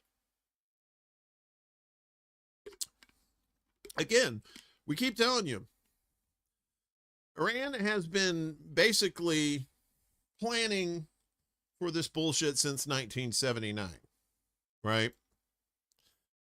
So they've had a long time, and these people aren't stupid. They seem to be, they're taking hits economically, but they have other options. And I think this is going to be yet another thing that bites Trump in his big fat ass. Where are we at here? Oh, we're almost done with the news. It's a long news block. Speaking of Russia, Russian strikes in Kharkiv kill 10 as Ukraine launches hundreds of drones at Moscow. It's from Dave DeCamp, antiwar.com. Russian strikes in Ukraine's northeastern Kharkiv region killed at least 10 civilians on Tuesday as Ukrainian forces launched another major drone barrage into Russian territory, according to Oleg Senegubov, Hassan Incorporated. The governor of Ukraine's Kharkiv Oblast, the two Russian missiles struck the village of Pechenehy, damaging a cafe, private homes, shops, and setting multiple cars on fire. He said at least 10 people were killed and 18 were injured in the attack. In Russia, the defense ministry reported that overnight its air defense forces shot down 791 Ukrainian drones over multiple Russian regions and the Black and Azov Seas, which came just 2 days after Ukraine fired more than 800 drones into Russia in a single night, one of the largest attacks on Russia of the war. Moscow Mayor Sergei Sobyanin said 620 of the drones fired overnight Tuesday into Wednesday were launched towards the capital, and 180 were intercepted in the Moscow region. The Russian news agency TASS reported it as the largest attack against Moscow over the past 2 years. No deaths were reported in Russia on Tuesday, but at least 3 people, including a child, were injured in the Moscow Oblast. 3 were injured in the neighboring Ryazan Oblast, and 5 civilians were wounded in the Belgorod Oblast, which borders Ukraine. Overall, civilian casualties in Russia have risen significantly this year as Ukraine has ramped up its U.S.-backed long-range drone attacks, which have led to heavier Russian bombardments of Ukraine, causing a spike in civilian casualties there. A Russian foreign ministry official said on Tuesday that over the past week, Ukrainian attacks have killed about 70 civilians in Russia and Russian-controlled parts of Ukraine. So it doesn't look like the Russia-Ukraine war is going to let up anytime soon. It's just another part of the world war that's going on. We are in World War III, by the way, if you haven't figured that out. You don't need nukes to start World War III. You don't need, Russia versus the United States. You already have Russia versus the United States. It's Russia versus NATO, basically, which is, it's not, even though Trump wants to separate himself from NATO, everybody's, there's still countries scared of the United States. So, of course, they're going to do their bidding.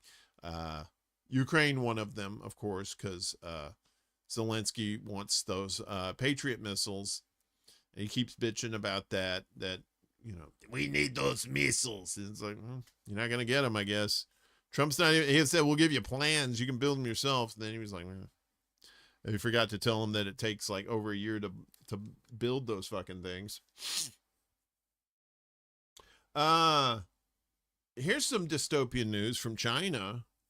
You're ready for this. China develops Fuxi humanoid that copies soldiers' moves in high-risk zones. There we go. You want Skynet, that's how you get Skynet. I gotta make this bigger. Can I do that? Okay. So China is set to showcase a purpose-built humanoid robot designed to mimic a human operator's movements while being controlled remotely. The Fuxi robot from state-owned China North Industries Group Corporation, or Norinco, is designed for reconnaissance and patrol missions in high-intensity environments. It's reportedly capable of operating in all weather conditions as intended, and is intended to support human-robot teaming during field missions. Fuxi uses homegrown technologies found on human motion sensing, movement transfer between platforms, and whole-body coordination. I don't know if this is gonna let me do that. No, it's not gonna let me do that. Anyway, that's them right there. It's weird shit. While Norinco has not disclosed detailed specifications, it said Fuxi can identify personnel and issue alerts when unusual situations arise. Multiple Fuxi units can also operate in formation, with each robot copying its assigned operator's movements in real time. The approach could eventually support fleets of humanoid robots taking on dangerous missions in place of human personnel. Fuxi joins a growing push by militaries and defense companies to explore humanoid robots as battlefield assets. California-based Foundation Future Industries has envisioned an American frontline featuring 50,000 phantom robots standing more than 5.9 feet or 1.8 meters tall. Little shorties.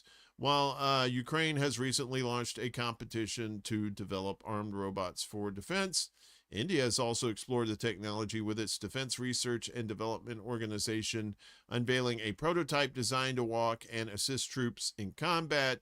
China's Fuxi robots are debuting at the 2026 World Robotic Conference in Beijing. India is also using their robots to make scam calls to people too. Sorry, that was a little bit racist. I didn't mean that. I kind of did. So we have our propaganda watch coming up, and I'm starting it off with a little bit of censorship towards me. And I'll tell you about that in just a second. The sharing of biased and False news has become all too common on social media. More alarming, some media outlets publish these things as they are true without checking facts first. Unfortunately, some members of the media use their platforms to push their own personal bias and agenda to control exactly what people think. And this is extremely dangerous to our democracy. All right, so hey, that's a good-looking guy right there. What? No, okay. So recently, I've tried to expand putting clips out on various platforms. And we all know that TikTok has been taken over by Zionist scumbags.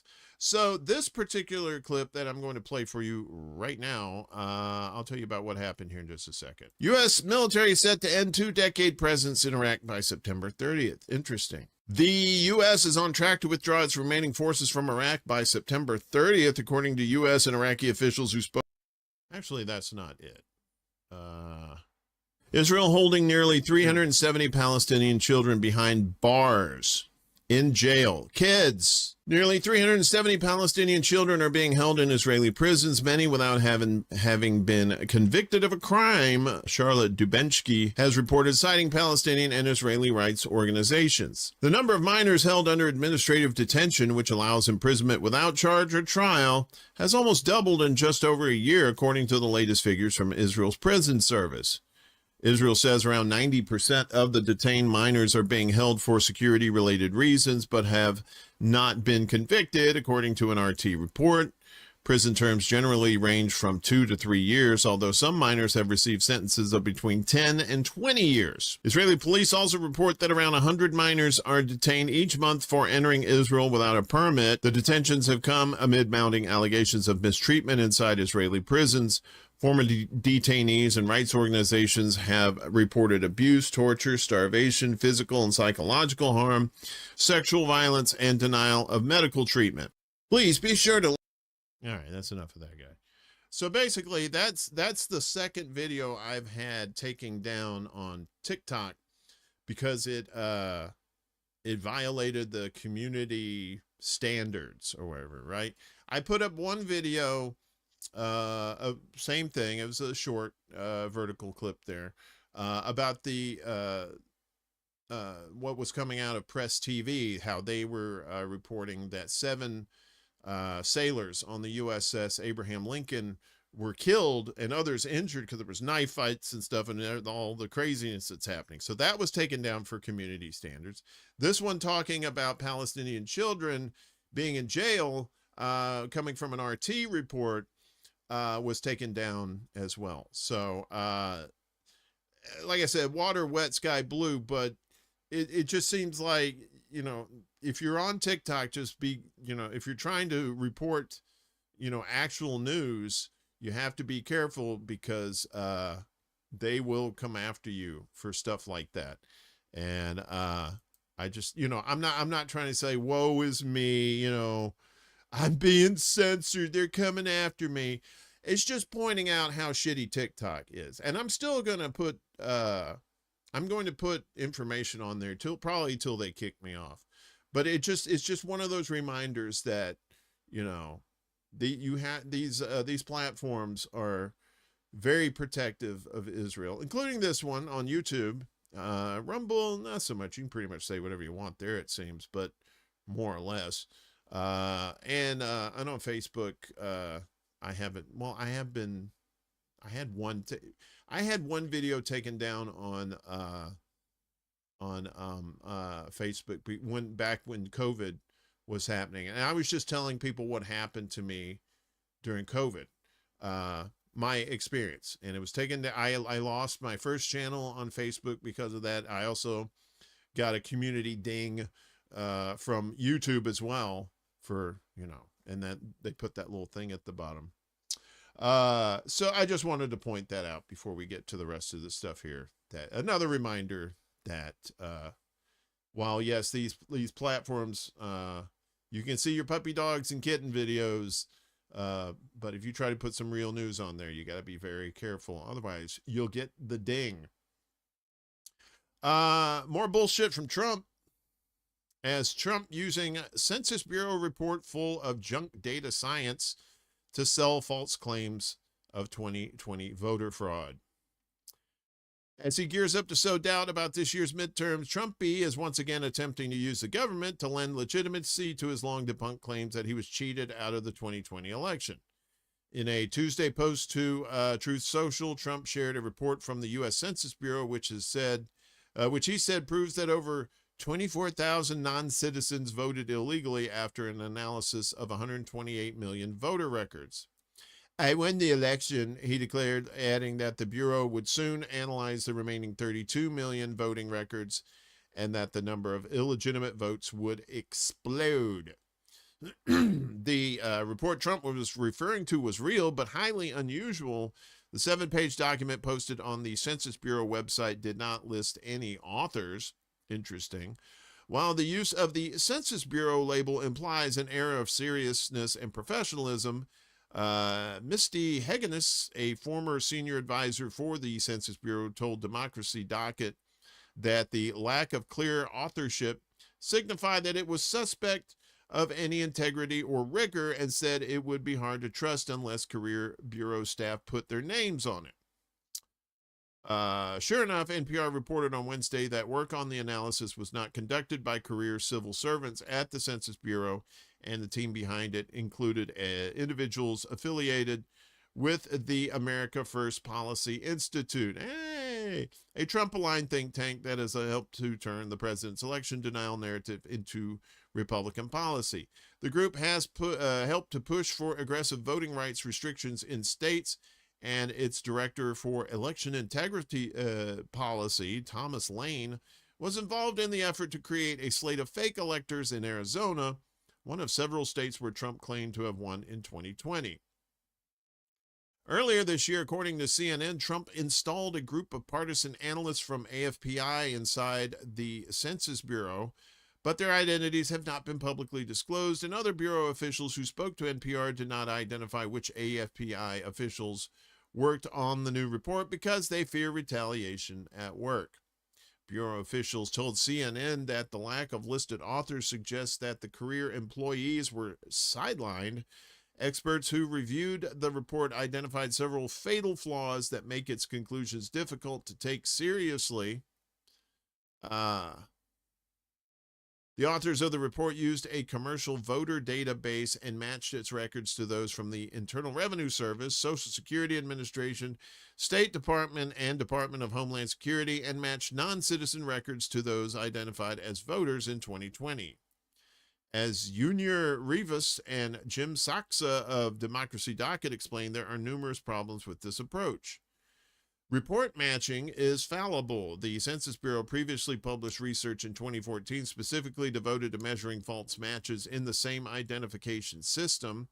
Census researchers have previously warned that the likelihood of successfully linking administrative records can vary across demographic groups, potentially introducing bias when researchers analyze only records they can confidently match. That limitation is particularly significant when the result in question is relatively small compared with the enormous volume of records being searched. A mistaken link between an eligible citizen's voter record and another person's immigration record could produce a false positive. The report also does not address another obvious danger, mistaking a naturalized citizen for a non-citizen due to an older immigration record. If evidence of a person's citizenship is missing or fails to link correctly, the methodology can treat the existing non-citizen record as evidence of the person's status at the time they voted. The report does not estimate how frequently such a misclassification could occur. Similarly, like when they're reporting unemployment numbers, they'll say, oh, unemployment's down. It doesn't mean that people have gotten jobs. It just means that more people have stopped reporting that they haven't gotten jobs. So you have to take a look at it with a fine, with a magnifying glass and go through it with a fine-tooth comb. Hey, Yoninah, good to see you. Weeds, garlic Nazis with butter. I love garlic nuts. They're so good, but not garlic Nazis. I don't care how much garlic you put on there. Aaron Reichlin Melnick, a fellow at the American Immigration Council, noted that the system used to find non-citizen voters is riddled with false positives. According to the Texas Tribune, when states like Texas and Missouri used the tool, it resulted in hundreds of voters being flagged incorrectly. But even if the Census Bureau report were factually bulletproof, it would be far short of what Trump needed to claim that he won the election. The number of supposedly illegitimate votes is not anywhere near enough to swing the result in any of the states where Trump lost to former President Joe Biden, who won the national popular vote by more than 7 million. The report claims to have found 1,100 non-citizen votes in Arizona, which Biden won by over 10,000. 400 non-citizen votes in Georgia, which Biden won by over 11,000, and 500 non-citizen votes in Wisconsin, which Biden won by over 20,000. Since voting is secret, there is also no basis to assume that all of these votes went to Biden. Commerce Secretary Harry Lutnick, whose department contains the Census Bureau, has said the report was just the beginning and that the next one will likely show tens of thousands of additional illegal voters. Likely. That's a likely story. What's up, Game.Film? Happy Friday and weekend to you too, bud. But the first report says it analyzed the vast majority of those who voted in 2020. Assuming that the remaining 32 million votes had similar match rates, it would only generate about 6,000 more supposedly illegitimate votes.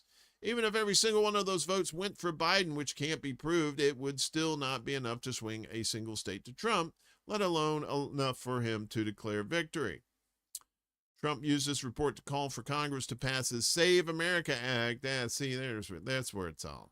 All this bullshit is for this Nazi shit, which would abolish most forms of mail-in voting and introduce new proof of citizenship requirements that voting rights experts have warned would lead millions of eligible voters to be wrongly kicked off the rolls. And as Laine was talking about on the Undercurrent about this, about women who get married and change their names, that name is not going to be on their birth certificates. And if they're requiring birth certificates, they'll say, you're not the same person. It's like, well, no, I'm a married person. But yeah, I'm still the same biological person. He also signed an executive order directing states to verify their voter list against a federal citizenship verification system that has been found to erroneously flag many eligible voters. Amanda Carpenter, an editor at the nonpartisan group Protect Democracy, said the Census Bureau report was nothing but junk data science, that Lutnick is abusing the Census Bureau data to generate sensational headlines that Trump wants. He's been searching for these massive pots of fraudulent votes for years, Carpenter said. It's like they're looking for the Loch Ness Monster. It does not exist, but they keep searching and hoping and lying and pointing to something shadowy that you kind of have to squint real hard at to pretend it's there, but it isn't. And I don't know about this Carpenter person, but Nessie exists. Nessie's out there. I believe in the Loch Ness Monster. Prove me wrong. Although there have been plenty of fakes out there, So We told you about this earlier in the show about Trump's economic D-Day, how Iran is basically saying now that it's a diversion from the U.S.'s own crisis. So actually there, he's like, I've got this thing in my ear. I'm listening to more bullshit. So Iranian Foreign Ministry Abbas Araghchi accused Washington of waging economic terrorism against Iran and the wider world, dismissing U.S. President Donald Trump's newly announced Economic D-Day campaign as a smokescreen for America's own financial troubles. The so-called Economic D-Day is a diversion from America's own crisis, unprecedented debt, and surging interest costs, Araghchi wrote in a post on the tweeters. Oh, just so you know, the national debt has now crossed $40 trillion. I know a lot of people are like, well, it's just debt. Don't worry about it. But, you know, and one report I saw, it said that it was basically, you know, they're trying to blame SNAP and Medicare. And it's like, no, fucker, it's all these tax cuts and all this, you know, and these wars that you want to do. No, it is. It's almost ABBA's. I want to call it ABBA's. See that girl, watch that scene, dig it, the dancing queen. Doubling down on failed policies will only bring further defeat, and enmity of Iranians. U.S. economic terrorism threatens global economy and sovereignty worldwide. He said that before. That's his announcement talking about it. So, just a little quick aside there that Iran, like I said, Iran, they're smart people. They can smell propaganda like a fart in the car. They're probably going to take a hit with these sanctions, but they're going to get around them, as they've been doing for the last almost 50 years. So we'll see what happens with that. And it is, and he's absolutely right that it is a diversion.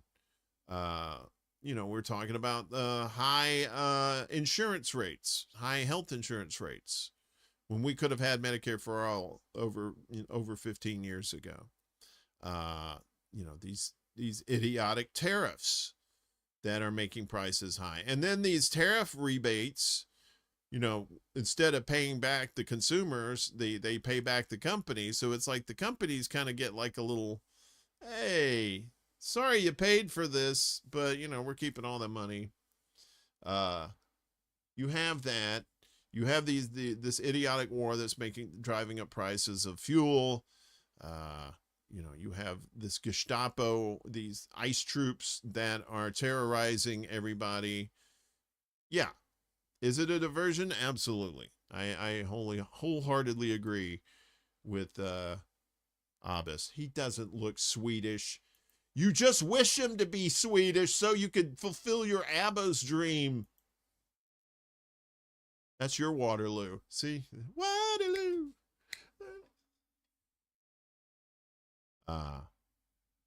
Meanwhile, Pentagon weighs firing Stars and Stripes publisher. That's the Pentagon right there. 5 sides of bullshit.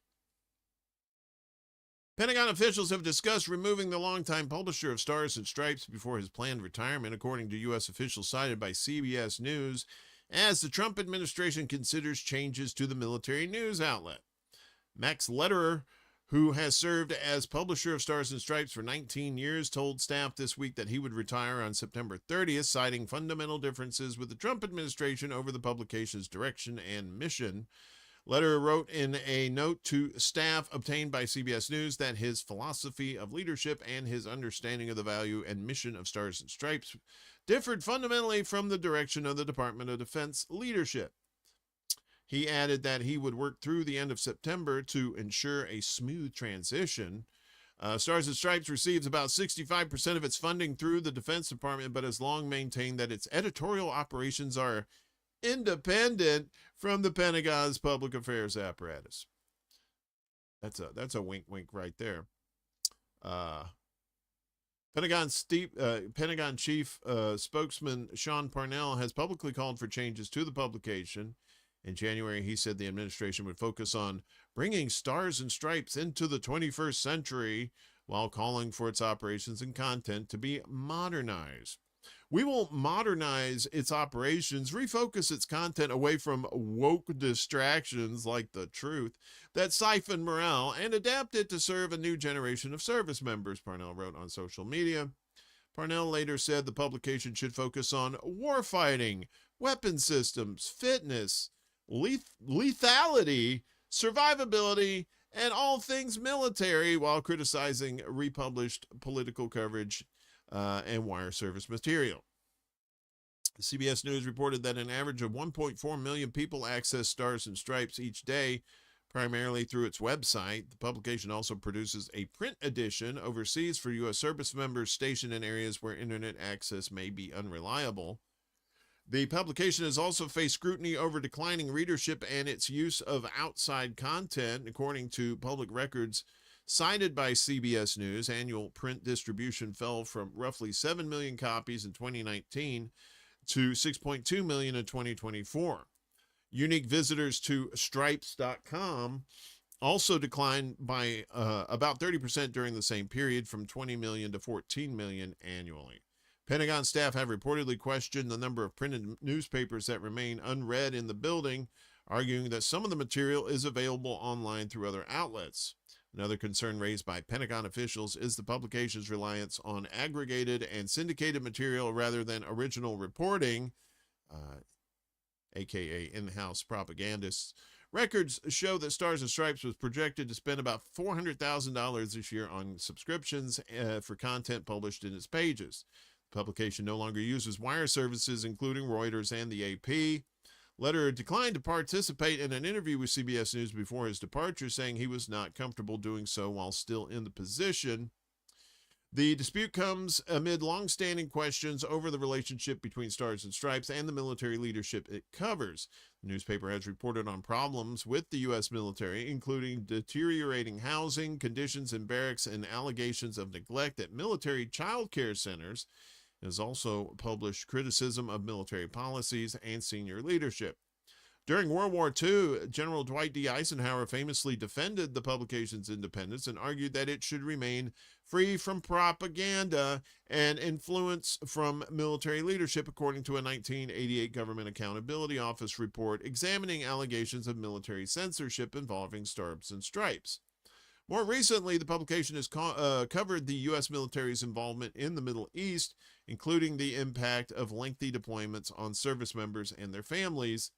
In August, Stars and Stripes was among the first outlets to report on families of sailors aboard the USS Abraham Lincoln, confronting the acting Navy Secretary over the carrier's nearly 9-month deployment.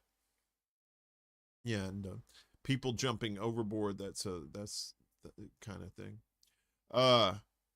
Potential leadership change comes as Trumpy has taken broader steps affecting media access to the Pentagon. Last year, news organizations were required to leave their workspaces inside the Pentagon unless they agreed to new policies imposed by the administration. A federal judge later struck down the restrictive Pentagon press policy, finding that it violated the First Amendment. The Pentagon also fired Stars and Stripes ombudsman in April. Ombudsman. That sounds like a weed dealer. I'm sorry. I know that's very childish, but it does. Emphasis on buds. You know what I'm saying, Yoninah? You know what I say. Yoninah's an ombudsman. Shortly after, she published an opinion column criticizing what she described as restrictions on wire copy and syndicated material. Jacqueline Smith, that's that wasn't one of Charlie's Angels, was it? I'm probably not the same person. Jacqueline Smith subsequently sued the Pentagon in June, alleging that her dismissal was retaliatory and violated her First Amendment rights. The developments have raised further questions about the future editorial independence of Stars and Stripes as the Pentagon weighs changes to the publication and its leadership. Yeah, I think I heard that too, Chuck, about it being turned into Stars and Bars. Yeah, exactly. So even Eisenhower was like, yeah, stay independent, be critical if you have to. But now it's like, nah, you're too critical. You're too woke. You and your truth. We can't have that. How can we provide military propaganda if you keep exposing the truth? Oh, look at you, fancy pants. I wish I had that music. Ombudsman is a marijuana sommelier. I'm not to say that. And smart ass. Talk about begrudgingly admitting the truth, and a rare admission of the truth. Israel admits killing 5-year-old Hind Rajab, but clears troops over aid workers' deaths. The little girl right there. Israel has acknowledged that its troops killed Hind Rajab, a 5-year-old Palestinian girl, and opened a criminal investigation into the incident. Wink, wink, wink. Yeah, we're going to look into it. At the same time, it has refused to pursue a probe into the death of 7 World Central Kitchen aid workers in a separate attack. Both incidents occurred in 2024 and prompted international outrage over the conduct of Israeli forces, making them among the most notorious civilian casualties of the Gaza war. The contrasting decisions have triggered outrage over Australian citizen Zomi Frankham, who was among the 7 slain aid workers. Canberra summoned Israeli Ambassador Hillel Newman on Thursday, with Australian Foreign Ministry Penny Wong demanding accountability. 5-year-old Hind Rajab was fleeing Gaza City's Tel Al-Hawa neighborhood with relatives in January 2024 when their car came under heavy Israeli fire. Independent investigators later found hundreds of bullet impacts and estimated that an Israeli tank had been only meters away and would have easily identified the car passengers as civilians. Hind survived the initial attack and spent hours trapped inside the car alongside her dead relatives, pleading with Palestinian Red Crescent dispatchers by phone to rescue her. An ambulance sent to reach her after coordinating its movement with the Israeli military was subsequently shelled, killing 2 paramedics. Hind's body and those of her relatives and emergency workers were recovered 12 days later after Israeli forces withdrew from the area. Despite initially denying that its forces were even in the area when Hind was killed, the IDF acknowledged for the first time on Wednesday that its troops had indeed fired on the car carrying the girl and her relatives. Yeah, I can't remember. Oh, yeah, I guess you got us.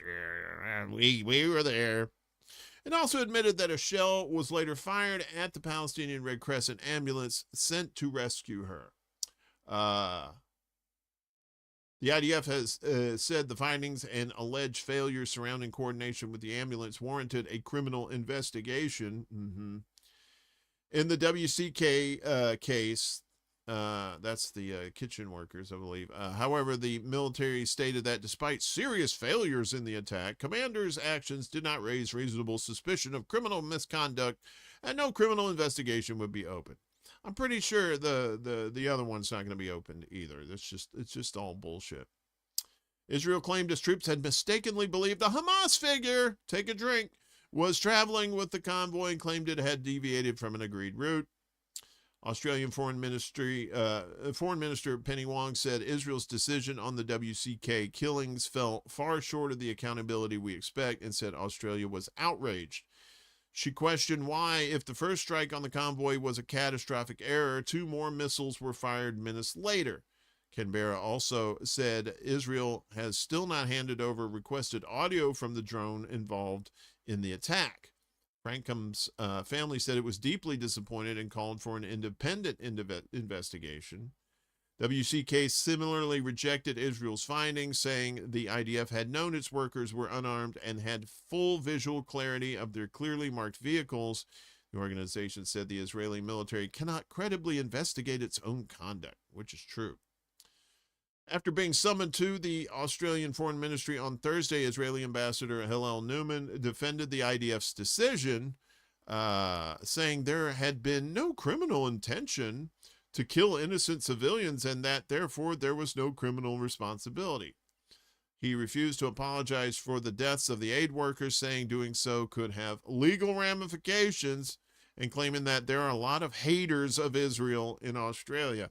Not just in Australia, maybe because you lie so fucking much, you fucking psychopaths.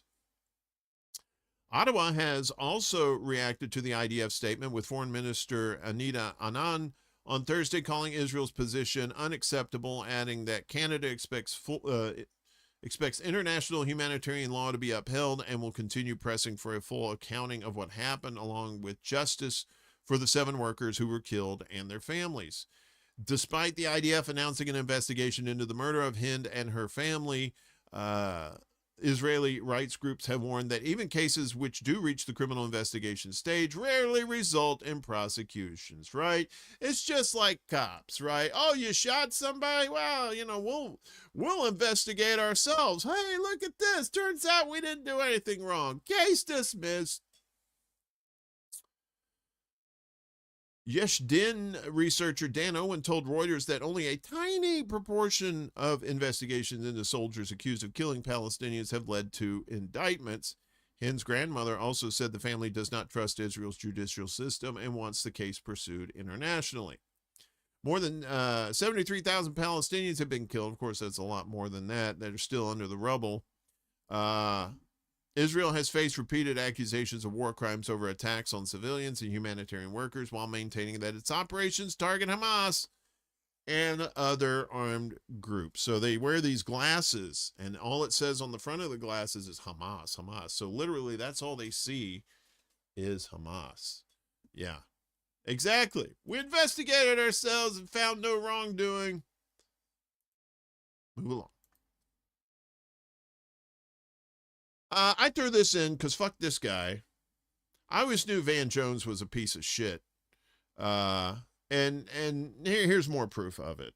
And the only reason I say this is because I think he still works for CNN, and people for some reason still watch CNN.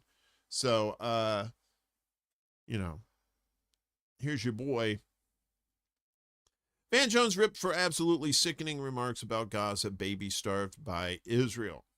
In remarks condemned as absolutely disgusting atrocity propaganda, U.S. political analyst, emphasis on anal, Van Jones used an image posted by Israeli actor and activist Noah Tishby in a bid to deny that Israel's annihilation and siege of Gaza, which fueled a famine officially declared by the world's top hunger authority, caused many Palestinian children to starve to death. A video posted by Tishby on Instagram features Jones, who served as then-President Barack Obama's special advisor for green jobs. Yeah, it goes back to Obama too, right? Saying that we now have this world where when you see something on social media, you have to ask yourself the question, is this real? The people who want to divide, who want to distract, who want to turn people against each other have super weapons to do so now, he bullshitted. Somebody looks at their phone, they assume that what they're seeing is real. I think that's why we have to take a lot more seriously this information war. Propaganda war. For instance, the picture that broke everybody's heart of the so-called starving baby turned out to not be a starving child, Jones said, against a backdrop of a July 2025 New York Times article on the Gaza famine showing a woman cradling an emaciated child, while Tishby nodded approvingly. That child had a genetic issue. It was not being starved by Israel, Jones croaked. So when you have the mainstream media that is falling for propaganda or promoting propaganda and won't apologize, and then you have this fringe media that's massively bigger, well, if it's fringe media, how is it bigger? Fucking idiot. It requires a different approach to the information war. Yes, the child, 18-month-old Mohammed Zakaria Mutawak had pre-existing health problems affecting his brain and his muscle development. This is known because the authors of the Times article used that exact language while issuing a correction acknowledging their initial omission of the information. As investigative journalist Ryan Grimm noted on Thursday, the baby had a genetic issue and was being starved by Israel, and the starvation exacerbated the condition. I'm not a super fan of Ryan Grimm, but he's right there. Starvation in Gaza is a fact acknowledged even by Trumpy and Vice President J.D. Vance and Ambassador to Israel Mike Huckabee. You Huckabee, right? Mr. I Love Israel. Trump, Vance, and Huckabee are not famine experts, but the Integrated Food Security Phase Classification, the IPC, the UN-aided top global authority on hunger crises, officially declared a Phase 5 famine in Gaza, the most serious category of starvation, in August last year. The IPC lifted Gaza's famine designation in December last year, citing improved but still highly restricted access to humanitarian aid in the enclave or in the exclave following a nominal ceasefire agreement reached 2 months earlier. However, the IPC recently published an analysis showing that from mid-April to the end of June, more than 1.2 million people, or 59% of Gaza's population, were experiencing phase 3 or worse levels of food insecurity. This included about 212,000 people in phase 4. So phase 3 is crisis, phase 4 is emergency. UN officials and other hunger experts started sounding the alarm on looming starvation in Gaza in the weeks after Israel began annihilating the strip in retaliation for the Hamas-led attack on October 7th. Since then, at least 461 people in Gaza have died from malnutrition-related causes, including 157 children, according to the UN Office for the Coordination of Humanitarian Affairs. I believe that's OCHA. Numerous people who deny that Israeli forces have killed or wounded 250,000 Palestinians in Gaza, or that Israel's committing genocide there, a conclusion reached by numerous UN officials, scholars, jurists, rights groups, and the approximately 20 nations that formally joined South Africa's pending genocide case against Israel at the International Court of Justice, are the same ones who have denied not only the Gaza famine, but that anyone was ever starving there. Many Israeli and diaspora Jewish scholars, human rights defenders, and others, including some of the world's foremost Holocaust experts, say Israel is committing a genocide in Gaza. Tishby, a former Israeli special envoy for combating anti-Semitism and delegitimization of Israel, has described Palestinian solidarity activism as a psychosis of a moral higher ground, characterized some organizations as fundamentally interested in taking down Israel, and argued that pro-Palestinian organizations should be banned. She and Jones have both denied the genocide and famine in Gaza, even in the face of International Criminal Court arrest warrants targeting Bibi and former Defense Minister Yoav Gallant for alleged crimes against humanity and war crimes, including murder and forced starvation. Last year, while the Gaza famine was still occurring, Jones apologized for aspersing dead Gaza baby images as disinformation campaign, calling his remarks insensitive and hurtful. "The suffering of the people of Gaza, especially the children, is not a punchline," he said. "I'm deeply sorry it came across that way. What's happening to children in Gaza is heartbreaking." In other words, fuck Van Jones and CNN for allowing that clown to actually, spew his propaganda bullshit. We go back to Germany, and I did not see this coming. I think you know where I'm going with this. German state bans pro-Palestine group over anti-Semitism. Take a drink. Raids former members' homes. Good old Germany. They can't wait to get back in those black uniforms. I know they are. Pro-Palestine group Palestina EV was banned by the German state of Hesse on Tuesday over accusations of anti-Semitism and support for terrorism. Authorities raided 5 properties linked to the group, which an administrative court had previously ruled was carrying out activities that contradict Germany's constitutional order. With the ban on the association, Palestina EV has sent a clear signal in favor of decisive action by the rule of law and against the rise of anti-Semitism. Nein! Hesse Interior Minister and former Colonel Klink, Roman Posek, said in a statement, the Interior Ministry also accused the group of spreading anti-Semitic stereotypes, deepening social tensions, and seriously undermining the principle of international understanding.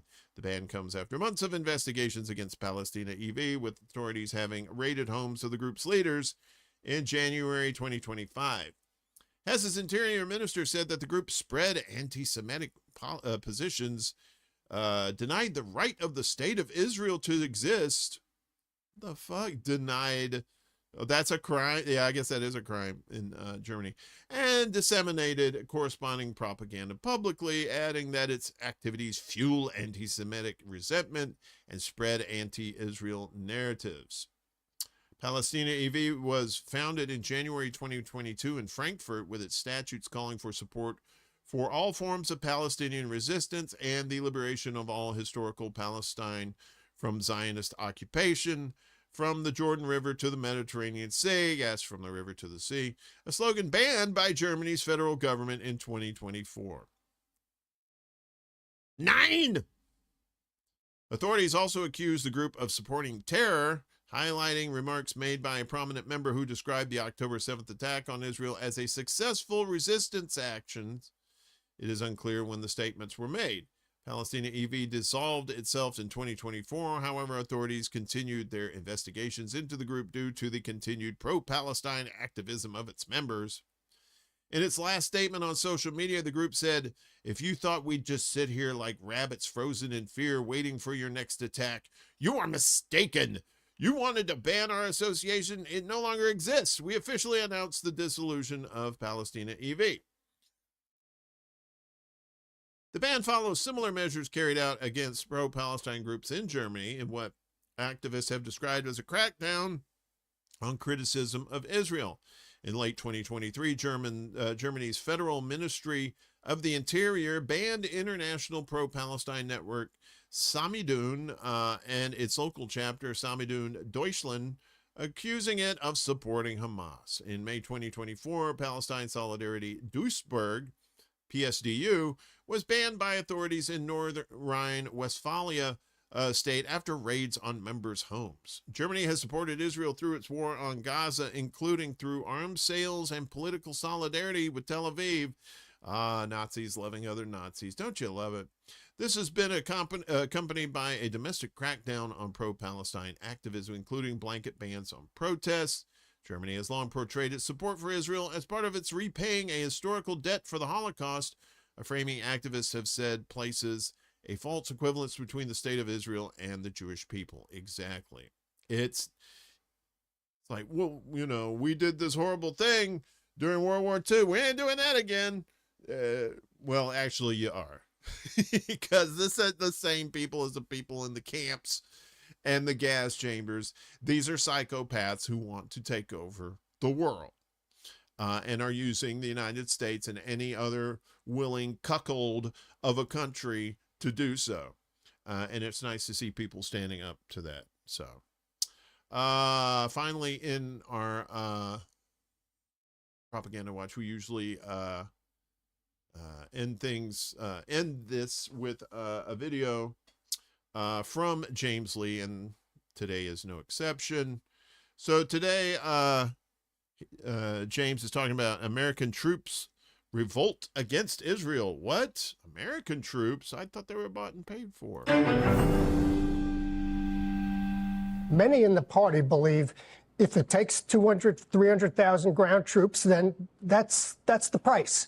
Then that has to be done. I'm not going to say the obvious, I'm not going to say it, but I think you know what I'm referring to. But these are the kinds of voices that are the most powerful and prominent within the Trump White House. I hate to be the one to say this, but unfortunately, all indications are that we are about to escalate the war against Iran again because of Israel. So I just say this. So for you to pay a tiny little bit more for your gasoline, just remember, you're doing it so that a very evil country cannot have, a country really, it's the #1 state sponsor of terror in the world. We don't want to have them have a nuclear weapon. So remember that when you have to pay a little bit more, you're at $4. It's okay. I mean, it's, I'll never apologize. I did the right thing. But you could, you know, if you didn't have. He will never apologize, he says, for us having to pay $4 per gallon because we have to stop Iran from getting a nuclear weapon. And I'm glad Thomas Massie is still out there telling the truth.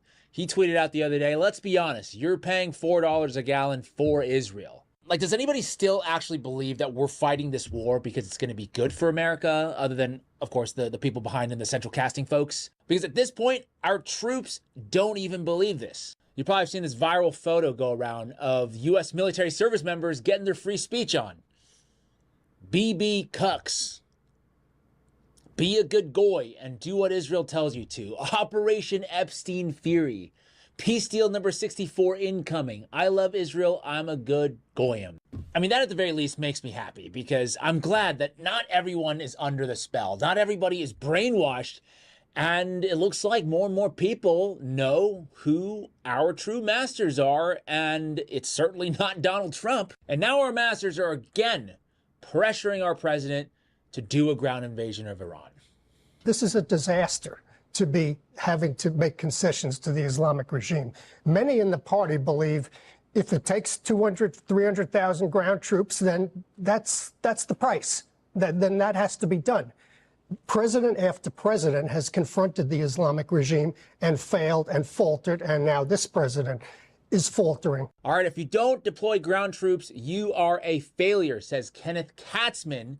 And I'm not going to say the obvious, I'm not going to say it, but I think you know what I'm referring to. But these are the kinds of voices that are the most powerful and prominent within the Trump White House. And now as a result, maybe, Trump has just declared that the Strait of Hormuz is a new U.S. territory. Okay, let's just say that's true. Let's say that is our territory.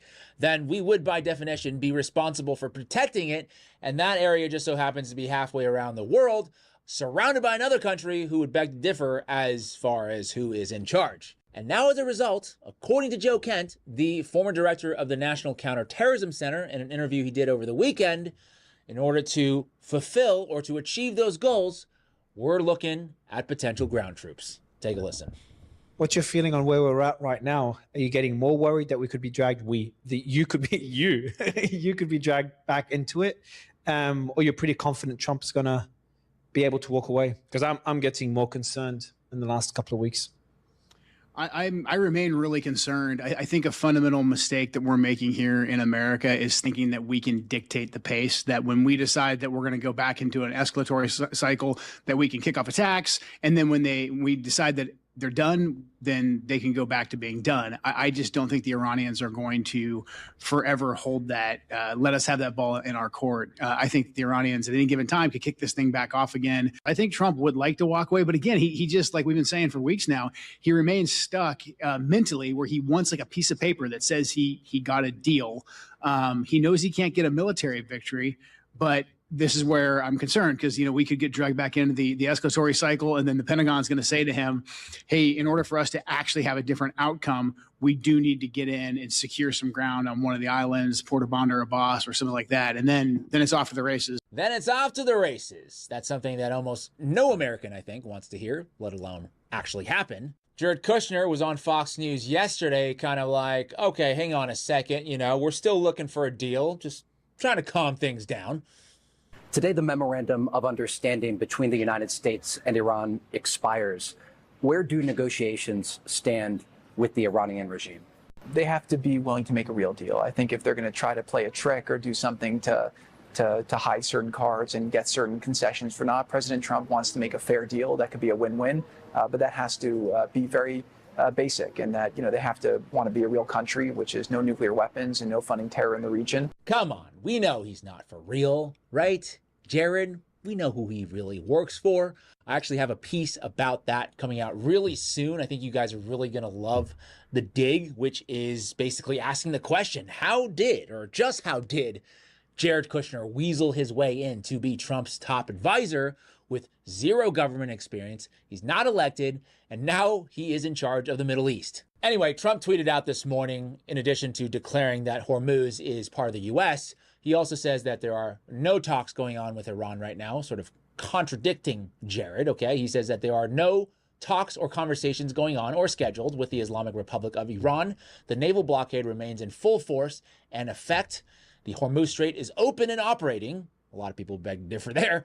All water mines have been removed or detonated. Thank you for your attention to this matter, President Donald J. Trump. So it looks like we're not getting any deals done anytime soon. If there is a deal, it's probably not a real deal. So just how is Trump going to convince the American people to fight a war he promised to never get us into? Let's check out what he has to say about the prolonged deployment of many American servicemen. Very similar ship. Deployment's gone on too long. No. Not nearly long enough. Thank you, everybody. So he's referring to the USS Abraham Lincoln, which is on its longest deployment in history. And he's like, no, they haven't been out there long enough. So a little gaslighty, I would say. But if that didn't do the trick, how about a little shaming from a Fox News analyst who says that if you are complaining about fighting a war, you are a little weakling. I mean, how weak are you on TV complaining about tuna and noodles? I'm sorry. You volunteered to serve your country. You can come back, get out of the military, and do like all of these Democrat veterans and complain about it and make commercials and be a sellout if you want to and come up with a new way of doing things. The last Democrat president that I remember that was deploying troops, Barack Obama, had the Army going to Iraq on patrol bases for 15 months at a time, eating MREs. I'm sorry, but you're a sitting duck on a patrol base in Iraq and Afghanistan a heck of a lot more than you are on a fortified Navy ship sitting in the water. You might have got bored, and I'm sorry. We did have more fun getting in firefights, I'll say that. But to sit there and say that it was terrible because you had a corn dog and a hot dog, I would have traded a block of C4 to the Taliban for a hot dog by about July 2010. I just do not understand the mentality. If this is a representation of who our military is now, and I'm not saying it is, but there's at least enough for some of these trash rags to print about it. If this is who we are, we're just Rome sitting here waiting to burn. We've got nothing left. Yeah, I guess to quote Pete Hegseth, it's time for a few more flyovers, to get the morale up. But jokes aside, you heard him use that word volunteer there. He says, you're volunteering to serve the United States. You don't have to. Well, I'm here to tell you, you might have heard about this, but they've been preparing for the war to escalate for some time now, and they know we don't exactly have the greatest appetite to fight in this war, so they now are making it so that maybe you wouldn't have the choice whether to volunteer or not. But America has always had a draft. But for the longest time, it didn't really care whether or not you actually signed for the draft. And starting in December, participation in the draft will be automatic, meaning that if you're between 18 to 24 in America and you're male, you'll be automatically put into the draft system. From when? I mean, from December. This year? Yes, that is correct, yes. So between the age of 18 and 25, you think, and what does that really mean? Well, I've not really experienced that in my lifetime. So it means that if you're between the age of 18 and 24, either gender? No, male. Male, then you have to sign up for the army. No, you already put into a draft. Oh, you're already, okay, but you might be called upon. That's right, it's a lottery system. That's right. Back in April, the SSS, the Selective Service System, aka the draft, streamlined the registration process, expanding the draft age, and also, you can see it right here, making a requirement to register by law. Look, I have no issues with fighting a war for survival, okay? If we're being invaded, obviously we want troops to be able to fight off that invasion, but right now, this war, everybody knows it's because of Israel, and that's why every single person running for office, everybody in the corporate Zionist media, every time a new candidate comes up, it's like, do you support Israel? Not, will you support America, but will you support Israel? Case in point, Darlene Graham, who is Lindsey Graham's sister. I guess she's, somehow just taking over for him. She, in her very first big TV interview, was not asked what she would do for South Carolina, but what she will do to support Israel. Your support for Israel, that was big for your brother. Have you had conversations with the Prime Minister about what that looks like moving forward for you if elected to the Senate? I have met with the Prime Minister and his wife. They were in town for Lindsey's funeral, so it wasn't necessarily a discussion about moving forward. It was more of a discussion about Lindsey and their friendship and how appreciative he was and how much Lindsey meant to him. And he was very nice, him and his wife both. It was a really good conversation.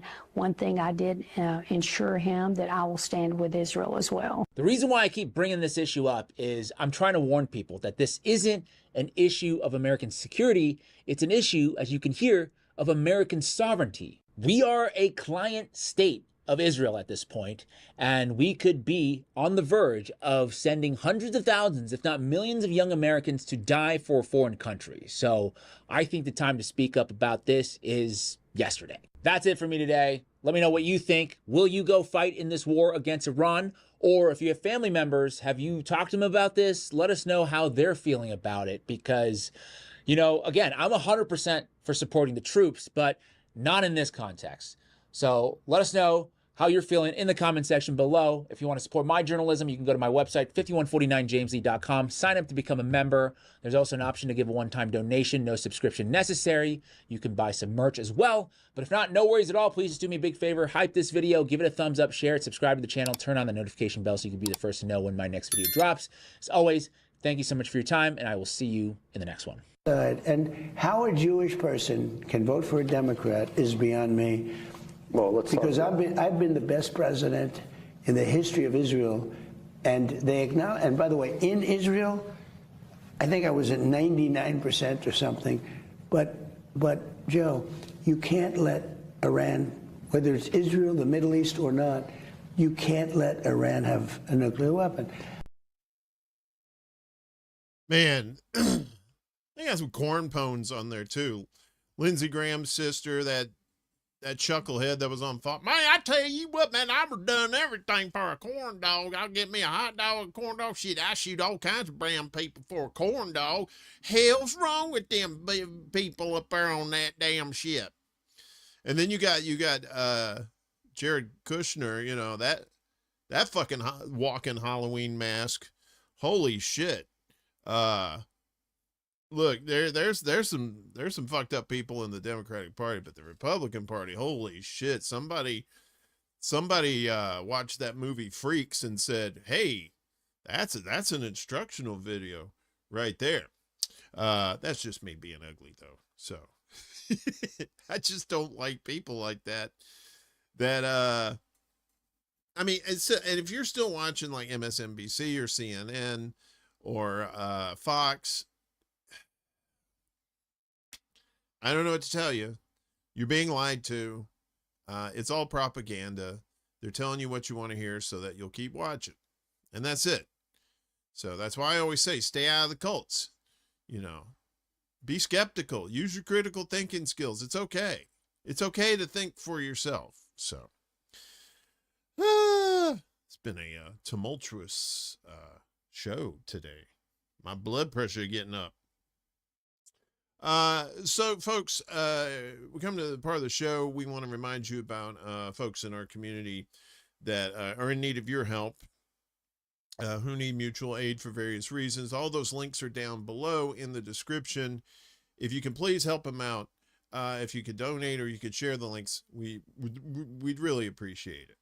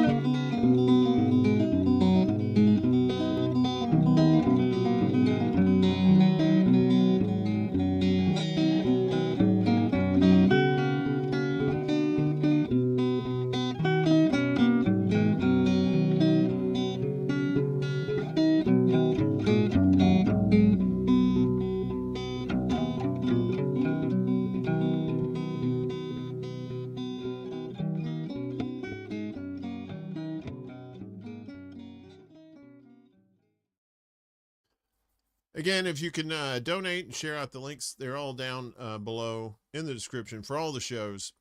And if you have any updates on the links that we have for the people who are requesting mutual aid, or if you know of anybody that is in need of mutual aid, they have some sort of fundraiser, or you just want to get the word out that they need help, please email me at ExtraBulla, that's EXTRABULLA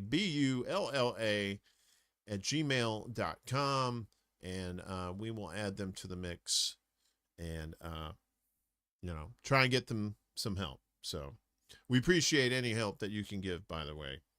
Coming up tomorrow night, it is The Secret Show. More funsies, sillies, science, Satan, and so much more on The Secret Show. Come enjoy a night off from the worries of the world for a couple hours. We have all kinds of videos we watch, and we just get together and chat and just have a good time, laid back, very fun, a little music in there sometimes too. So if you want to come out, that'll be 11 p.m. Eastern, 8 p.m. Pacific time, YouTube, Rumble, and Facebook. It's always a fun time until I fuck up some stuff, and then it's not so much a good time. Yeah. So, and if you like what you hear here, if you're a newbie, and please like and share and subscribe to this channel, or if you're watching on Rumble or Facebook, add me as a friend on Facebook, but you can subscribe to the channels, Rumble and YouTube. And we're trying to grow things here as best as we can. So there's a lot of shadow banning going on. I see it on Twitter. I see it on YouTube. Like I said, as I mentioned earlier, TikTok is, not surprisingly, censoring people on there as well. But we're still going to put out information for as long as we're able to do it. So anyway, finally today, fun stuff from England. As Count Binface becomes Britain's most successful comedy candidate. There he is right there in the middle. Maybe it's a she. I don't know. Maybe it'd be Countess if it was a she. These are it looks like the lineup for the Gong Show, right? So from Clacton-on-Sea, England. This is from last week, but this is fun. Surrounded by more than 30 other prospective parliamentarians, including 3 loonies and someone from the Everyone is God party, Count Binface basked in the greatest result ever achieved by one of Britain's traditional joke election candidates. I'm gratified that after this election I have been able to put the seal on it by coming to get the verdict of the good people of Clacton, said Binface, dressed in a silver and black outfit. Maybe he's a Oakland Raiders fan. With matching cape and wearing a silver trash can as a helmet in a sports center in the southern English seaside town. The Clacton by-election was held on Thursday last week after Populist Reform UK leader Nigel Farage resigned his parliamentary seat, saying voters should judge him amid an investigation into his finances. But none of the major parties put up candidates, leaving Count Binface, an intergalactic space warrior, friend of yours, Chuck, leader of the Recyclons from planet Sigma 9, but in fact comedian Jonathan Harvey as his main challenger. Although Farage won comfortably with 22,239 votes, 63% of votes cast, he did not turn up to the result, as is customary, saying he had been warned he would face protest and disruption.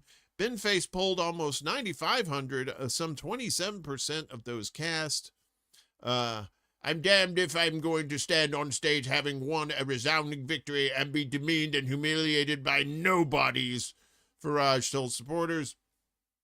In total, despite the absence of Prime Minister Andy Burnham's Labour and the other main opposition parties, there were 34 candidates competing for the seat, with most, like Binface, doing so as part of a tradition of standing in elections for fun on single issues or over local concerns. In Britain, barring a small number of people such as police officers, any UK citizen who is over 18 can stand for Parliament, paying a £500 deposit, which they get back if they poll more than 5% of the vote. So I guess Binface is getting his money back.